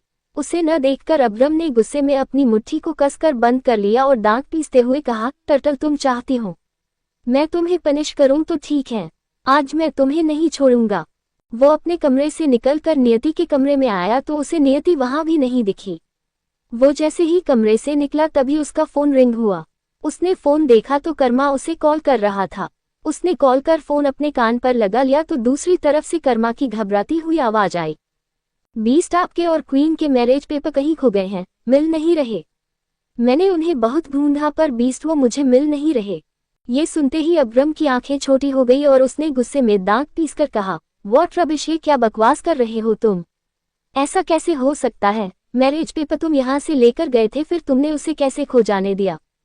कर्मा ने घबराते हुए कहा, बीस्ट मैंने जहाँ वो पेपर्स रखे थे अब पेपर्स वहाँ पर नहीं है। मुझे भी समझ नहीं आ रहा कुछ ही घंटे में पेपर्स कहाँ जा सकते हैं। उद्धरण चिन्ह। ये सुन अभ्रम ने गहरी सांस लेकर कहा, ओके अगर वो पेपर नहीं मिल रहे तो तुम दूसरे पेपर तैयार करो और उन्हें अभी यहाँ लेकर आओ। उद्धरण चिन्ह। कर्मा उसकी बात सुनकर चौंक गया और धीरे से बोला, बीस्ट क्या ये पेपर मैं कल नहीं ला सकता? उद्धरण चिन्ह। अभ्रम ने एकदम से कहा, नो शादी आज ही होगी, जैसा कहा है वैसा करो। मुझे अगले 30 मिनट में तुम मेरी आंखों के सामने चाहिए। ये कहकर उसने कॉल कट कर दिया और नियति को ढूंढने लगा। उसने नियति को पूरे विला में ढूंढा पर वो उसे कहीं नहीं दिखी। फिर वो विला से बाहर जाते हुए बोला, टर्टल यहाँ से भाग नहीं सकती, वो यही कहीं होंगी, यहाँ से भागना उसके लिए इम्पॉसिबल है। उद्धरण चिन्ह। खुद से ही बातें करते हुए अब्रम गार्डन में आ गया और इधर उधर देखने लगा। तभी उसकी नज़र बेंच पर बैठी नियति पर गई और वो उसके पास जाने लगा। अब्रम को उस पर बहुत गुस्सा आ रहा था। वो अभी नियति को बहुत डांटने वाला था, पर वो जैसे ही नियति के पास पहुंचा तो उसे रोते हुए देखकर उसके कदम रुक गए। वो कुछ दूरी पर ही खड़ा उसे रोते हुए देखने लगा। ये लड़की अभी तक रो रही है। ये बोलते हुए उसने सिर हिलाया और नियति के सामने आकर कड़क आवाज में बोला, तुम यहाँ क्या कर रही हो? मैंने तुम्हें कमरे में आने के लिए कहा था ना। उद्धरण चिन्ह। नियति ने उसकी बात का कोई जवाब नहीं दिया और अपने आंसू पोंछने लगी। उसे चुप देखकर अब्रम ने फिर कहा, टटल अंदर चलो, यहाँ बहुत ठंड है, तुम्हें ठंड लग जाएगी और मैं नहीं चाहता तुम मेरा टॉर्चर सहने से पहले ही बीमार पड़ जाओ। उद्धरण चिन्ह। नियति अपने आंसू पोंछते हुए सुबकते हुए बोली, नहीं, मैं नहीं जाऊंगी, मैं यही रहूंगी। उद्धरण चिन्ह। ये सुन अब्रम उसे घूर कर देखने लगा। उसे यकीन नहीं हो रहा था, वो लड़की जो उसकी आवाज सुनकर ही डर जाती थी अभी उसे मना कर रही है। अब्रम ने झुककर नियति का हाथ पकड़ा और उसे उठाते हुए कहा, मैंने कहा मेरे साथ चलो। नियति अपने हाथों को टाइट करते हुए बोली, नहीं जाऊंगी, मैं एक जानवर के साथ एक ही कमरे में नहीं रहूंगी। अब्रम ने उसे तिरछी नजरों से देखा तो वो नजरें झुकाए बैठी थी। उसने नियति का हाथ छोड़ दिया और झुककर उसे अपनी बाहों में उठा लिया। फिर उसे ले जाते हुए बोला, मैं जानवर हूं ना, तो डरो मुझसे, वरना ये जानवर तुम्हें खा जाएगा। उद्धरण चिन्ह। नियति जो उसकी बाहों में छटपटा रही थी वो अब्रम की बातें सुनकर खुद में ही सिमट गई और अपनी डरी सहमी आंखों से उसे देखने लगी। अब्रम जब उसे अपनी बाहों में उठाए विला में लेकर आया तो शीला दोनों को देखकर मुंह बनाते हुए बोली, इसकी भोली शक्ल पर तो मुझे भी तरस आ गया था, पर ये कितनी चालाक निकली। 1 महीना भी नहीं हुआ इसे यहाँ आए हुए और सीधा यहाँ की रानी बन गई। जमीन पर रेंगते कीड़े जितनी औकात है इसकी, और किस्मत देखो इसकी जमीन से उठकर सीधा बीस्ट की बाहों में जा बैठी है। जी ले आज अपनी जिंदगी नियति, कल से तो तेरी जिंदगी जहनुम बन जाएगी। उद्धरण चिन्ह। शीला बोलते हुए तिरछा मुस्कुराए और अपना पल्लू झटकते हुए चली गई। अब्रम नियति को लेकर जैसे ही हॉल में आया तो उसे अपने सामने कर्मा खड़ा दिखा। उसे देखकर अब्रम ने नियति को नीचे उतार दिया। तभी कर्मा ने उसे पेपर्स देते हुए कहा, 20 पेपर तैयार हैं, आप इस पर फिर से साइन कर दे। उद्धरण चिन्ह। अब्रम ने उसके हाथ से पेपर्स लेकर एक सरसरी सी नजर पेपर्स पर डाली और उसे नियति के सामने करते हुए कहा, टर्टल इस पर साइन करो। उद्धरण चिन्ह। नियति उसे देख मुंह बनाकर बोली, मैं साइन नहीं करूंगी, पता नहीं इस बार आप मुझसे मेरा क्या छीन ले। उद्धरण चिन्ह। उसकी बात पर कर्मा ने जल्दी से कहा, क्वीन ये आपकी शादी के ही पेपर्स है, वो पहले वाले पेपर्स खो गए थे ना, इसलिए मैं दोबारा पेपर्स तैयार करके लाया हूँ। उद्धरण चिन्ह। कर्मा के ये कहते ही नियति की आंखें खुशी से चमकने लगी और वो जल्दी से अब्रम से दूर होकर बोली, फिर तो मैं इस पर बिल्कुल साइन नहीं करूंगी। ये सुनते ही अब्रम उसे गुस्से में घूरने लगा। अब तक जगुआ पाइथन और टाइगर भी वहां आ गए थे। नियति अपनी बात पूरी कर वहां से भागने लगी। उसे भागते देखकर अब्रम ने अपने आदमियों को उसे पकड़ने का इशारा किया। टाइगर, जगुआ पाइथन और कर्मा सभी उसे पकड़ने में लग गए थे, पर नियति उनके हाथ नहीं आ रही थी। कभी वो उनसे बचकर सोफे पर चढ़ जाती तो कभी डाइनिंग टेबल के आसपास चक्कर काटने लगती। वो सभी उसके पीछे भागते हुए थक गए थे। अब्रम नियति को घूर कर देख रहा था। तभी नियति भागते हुए उसके पास आए और अचानक ही उसके सीने से टकरा गई। नियति उससे टकराकर गिरने लगी, पर अब्रम ने उसकी बाह को कसकर पकड़ लिया। वो छटपटाने लगी, तब भी अब्रम ने उसे नहीं छोड़ा। तभी अब्रम ने एक हाथ से उसकी कमर को पकड़ते हुए उसकी पीठ को अपने सीने से सटा लिया और अपने दूसरे हाथ से उसका नाजुक हाथ मजबूती से पकड़ लिया। नियति उसकी बाहों में कैद हो गई थी। सभी दोनों को हैरानी से देख रहे थे। किसी को कुछ समझ नहीं आ रहा था कि अब्रम उसके साथ क्या करने वाला है। तभी उसने नियति के कान के पास कहा, चुपचाप खड़ी रहो वरना तुम्हारी सोच से भी ज्यादा तकलीफ दूंगा मैं तुम्हें। उद्धरण चिन्ह। ये सुनते ही नियति की सांसें रुक गई और वो टेढ़ी नजरों से उसे देखने लगी। अब्रम ने उसके हाथ में पेन पकड़ाया और जबरदस्ती उससे पेपर्स पर साइन करवाने लगा। फिर खुद भी साइन करने के बाद उसने कर्मा की तरफ देख गुस्से में कहा, अगर इस बार कोई गड़बड़ हुई तो सजा के लिए तैयार रहना। उद्धरण चिन्ह। ये सुनते ही कर्मा के होश उड़ गए और उसने जल्दी से हाँ में सिर हिला दिया। अभ्रम ने नियति को तिरछी नजरों से देखा और उसे अपनी बाहों में उठाकर अपने कमरे की तरफ चला गया। उसकी आंखों में आंसू भर आए थे पर वो कुछ कर नहीं सकती थी। अभ्रम की बेशुमार ताकत के सामने उसका नाजुक बदन हार जाता था। उसके जाते ही कर्मा टाइगर और सभी को पेपर्स का सच बताने लगा। वही रूम में आकर अभ्रम ने नियति को बेड पर रख दिया और उसे घूरते हुए कहा, अब इस कमरे से बाहर जाने के बारे में सोचना भी नहीं। उद्धरण चिन्ह। ये कहकर वो क्लोजेट रूम की तरफ बढ़ गया। नियति उसे जाते हुए देखती रह गई। वो 5 मिनट बाद ही चेंज कर रूम में आया। नियति अभी भी उसे ही देख रही थी। अभ्रम ने होठों के बीच एक सिगरेट रखी और उसे जलाते हुए बालकनी में चला गया। फिर कुछ देर बाद वो अपनी सिगरेट बुझाकर वापस रूम में आया तो देखा नियति बेड के क्राउन से टिककर सो गई थी। ये देखकर अभ्रम ने नियति को घूरते हुए तेज आवाज में कहा, टर्टल। नियति चौंक कर उठ गई। अभ्रम से नजरें मिलते ही उसकी सांसें तेज हो गई। अभ्रम उसे घूरते हुए उसके पास आया और बेड पर बैठते हुए उससे बोला, तुम यहाँ मुझे सुलाने के लिए हो न कि खुद सोने के लिए। ये कहकर उसने नियति की गोद में अपना सिर रख दिया और आंखें बंद कर ली।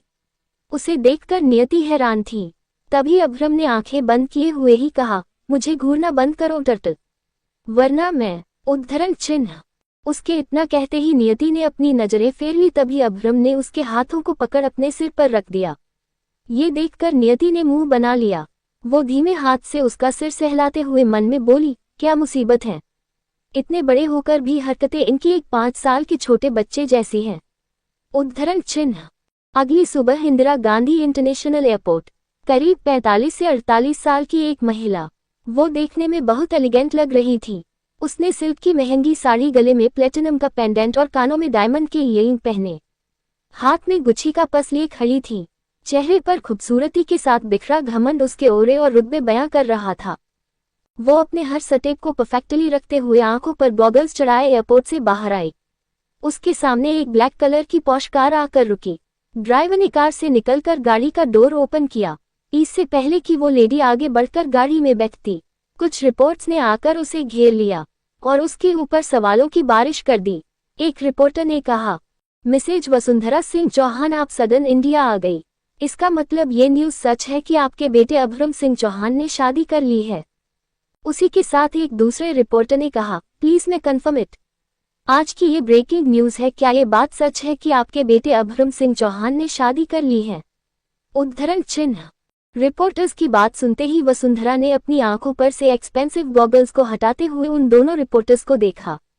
उसकी आंखों में गुस्से के साथ साथ एक आग भी थी जिससे वो अभी दोनों रिपोर्टर्स को जला देना चाहती थी। अभी वो रिपोर्टर्स को घूर ही रही थी कि इतने में ही एक और रिपोर्टर ने कहा, मैम प्लीज बताइए, क्या ये बात सच है। उद्धरण चिन्ह। वसुंधरा उस रिपोर्टर को भी गुस्से में घूरने लगी। तभी वसुंधरा के पीछे खड़ी एक लड़की, जिसकी उम्र यही कुछ 26 साल रही होगी, उसने जब वसुंधरा को रिपोर्टर्स को घूरते हुए देखा तो वो धीरे से उसके कान में बोली, मैम प्लीज कंट्रोल योरसेल्फ, ये मीडिया है। अगर आपने कुछ भी रिएक्ट किया तो अगले ही पल ब्रेकिंग न्यूज़ बन जाएगी। कोट। उस लड़की की बात सुनकर वसुंधरा ने तिरछा मुस्कुराते हुए धीरे से कहा, थैंक यू माया, तुम हर बार मुझे कुछ भी गलत करने से रोक लेती हो। उद्धरण चिन्ह। माया वसुंधरा की असिस्टेंट थी। वसुंधरा उसके बिना कहीं नहीं जाती थी। माया हर तरह से उसे सपोर्ट करती थी और उसे ओवर रिएक्ट करने से रोक लेती थी। माया उसकी असिस्टेंट ही नहीं, उसकी एडवाइजर भी थी। वो वसुंधरा को कुछ भी गलत करने से रोक लेती थी, जैसे अभी उसने वसुंधरा को रिपोर्टर्स पर गुस्सा करने से रोक लिया था।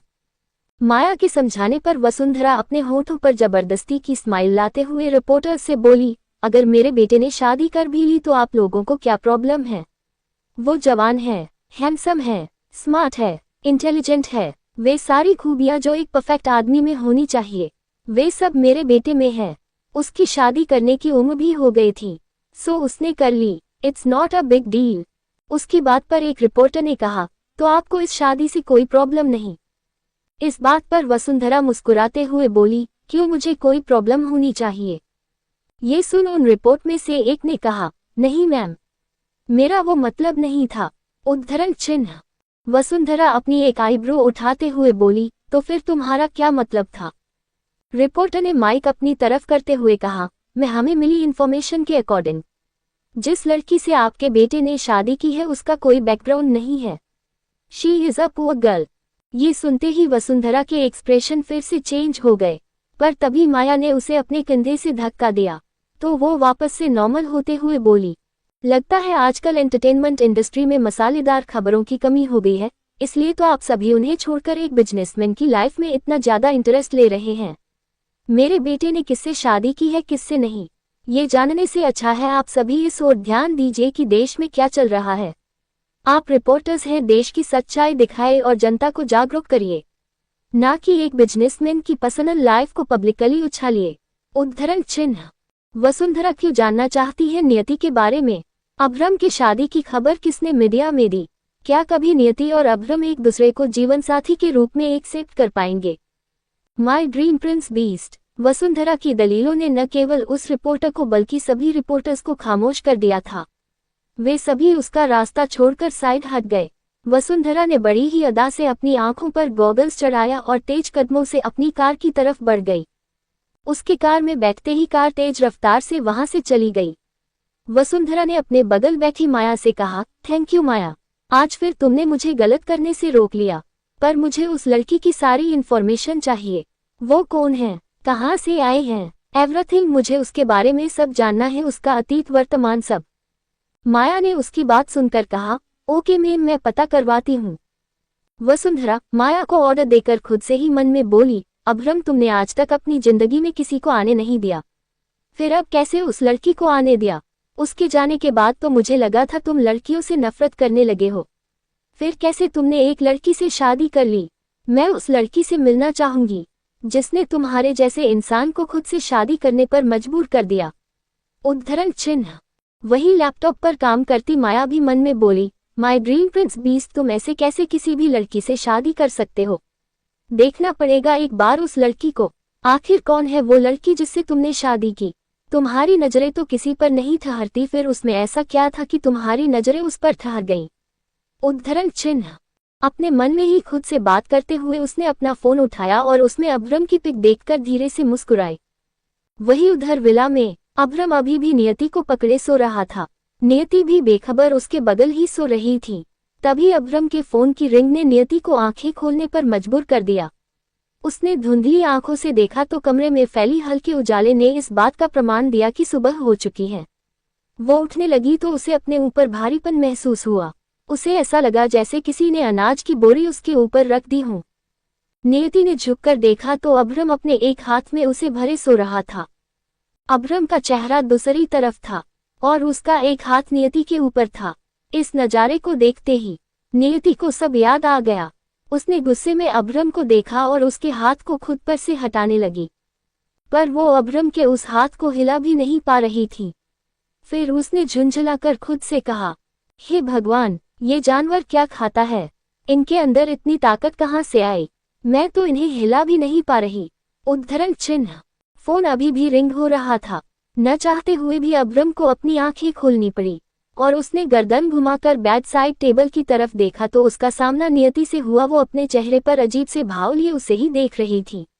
उसे खुद को इस तरह देखते हुए देखकर अभ्रम ने अपनी दोनों आईब्रो उठाकर सवाल किया, तो नियति ने भी अपनी आंखों के इशारे से ही उसके हाथ की तरफ इशारा किया। अभ्रम ने अपना हाथ देखा और अपने हाथ को उस पर से हटाते हुए उठकर बेड के क्राउन से टिककर बैठ गया। नियति जल्दी से उठने लगी, तभी अभ्रम की आवाज उसके कानों में गई, मेरा फोन दो। ये सुनकर नियति रुक गई और उसने बेड साइड से टेबल पर रखे उसके फोन को उठाकर अभ्रम को दे दिया। नियति फोन देकर जाने लगी, तभी अभ्रम ने फिर कहा, कहाँ जा रही हूँ? नियति फिर रुक गई और धीरे से पलटकर वो बेमन से अभ्रम को देखने लगी। अभ्रम ने बिना उसकी तरफ देखे अपने फोन में देखते हुए कहा, क्या तुम भूल गई हो? तुम्हें अब से इसी कमरे में रहना है। नियति ने मुंह बना लिया और मन में बोली, ये जानवर कभी नहीं सुधर सकता। मुझे परेशान करके इन्हें दुनिया का सबसे बड़ा सुख मिलता है। नियति अभ्रम को मन ही मन कोसते हुए वापस अंदर आ गई और सोफे पर जाकर बैठ गई।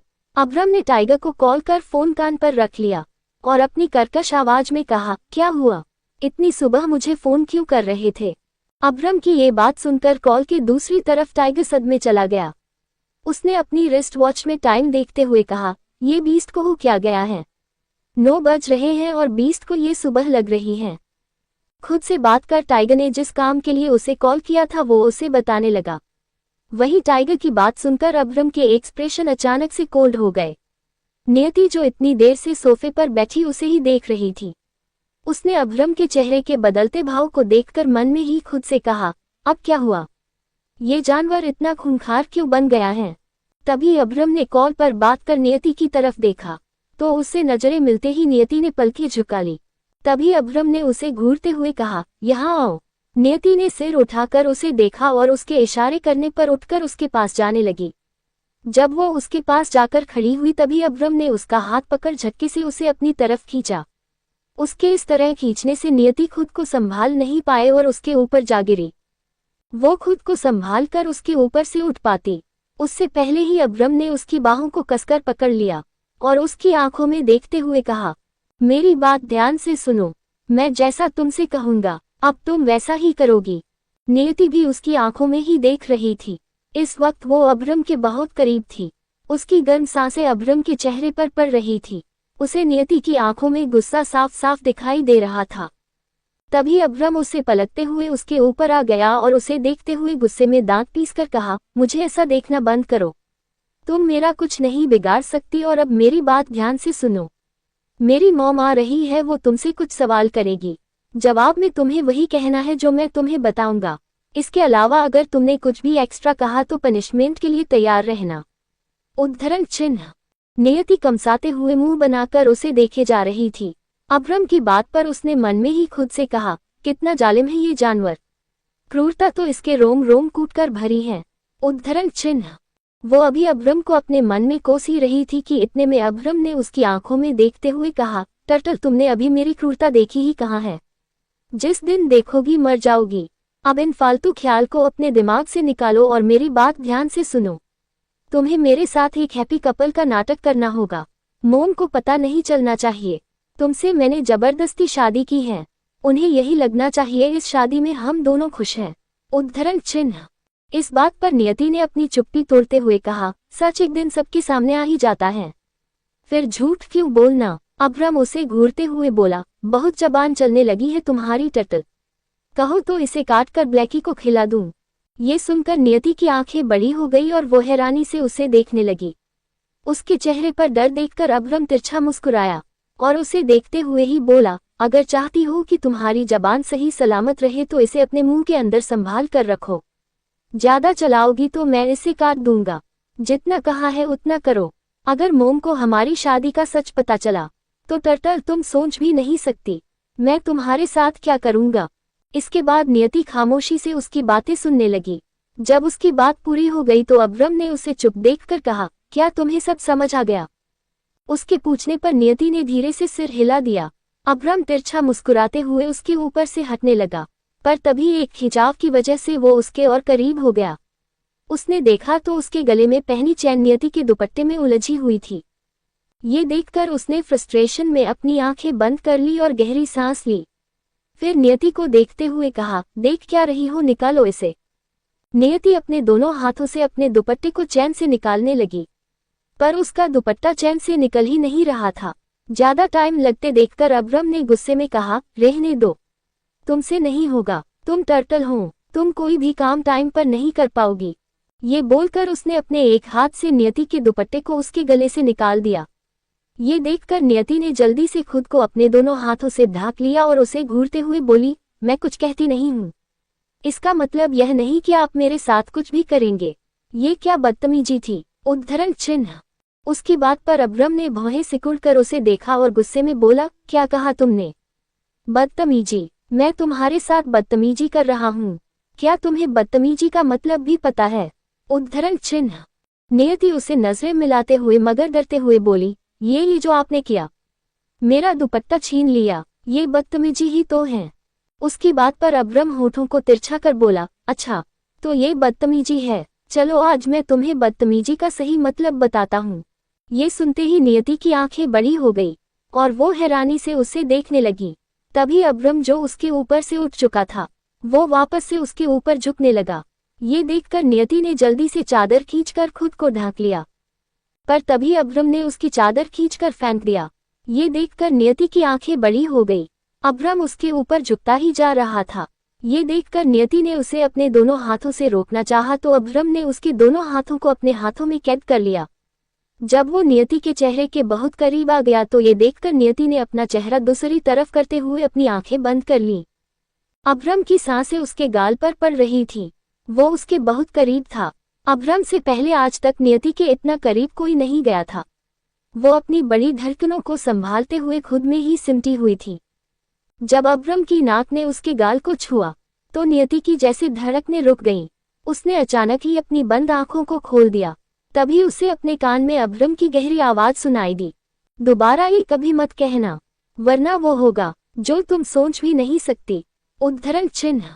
सुनकर नियति की आंखें फिर से बंद हो गईं और वो सिसकने लगी। जब थोड़ी देर बाद उसने अपनी आंखें खोली और अब्रम को देखा तो वो वहां से जा चुका था।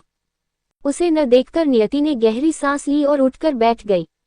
उसके गले में उसका दुपट्टा था। फिर उसने धीरे से अपने एक हाथ से उस गाल को छुआ तो उसे अब्रम के छूने का एहसास हुआ। उसी पर नियति का दिल एक बार फिर जोरों से धड़कने लगा। जब अब्रम फ्रेश होकर आया तब भी नियति बेड पर ही बैठी थी। उसे अभी तक बैठे देखकर अब्रम ने कबर्ड से अपने कपड़े निकालते हुए कहा, अब क्या वहीं बैठी रहोगी? जल्दी से उठो और फ्रेश होकर कुछ ढंग के कपड़े पहनो। मोम तुम्हें ऐसे देखेंगी तो 100 सवाल करेगी। क्यों अब्रम अपनी मोम से अपनी शादी का सच छुपाना चाहता है? क्या नियति अब्रम का साथ देगी? क्या नफरत और गुस्से की दीवार को गिराकर अब्रम नियति से कर पाएगा प्यार? कल से नियति और अब्रम के रिश्ते की एक नई शुरुआत होगी।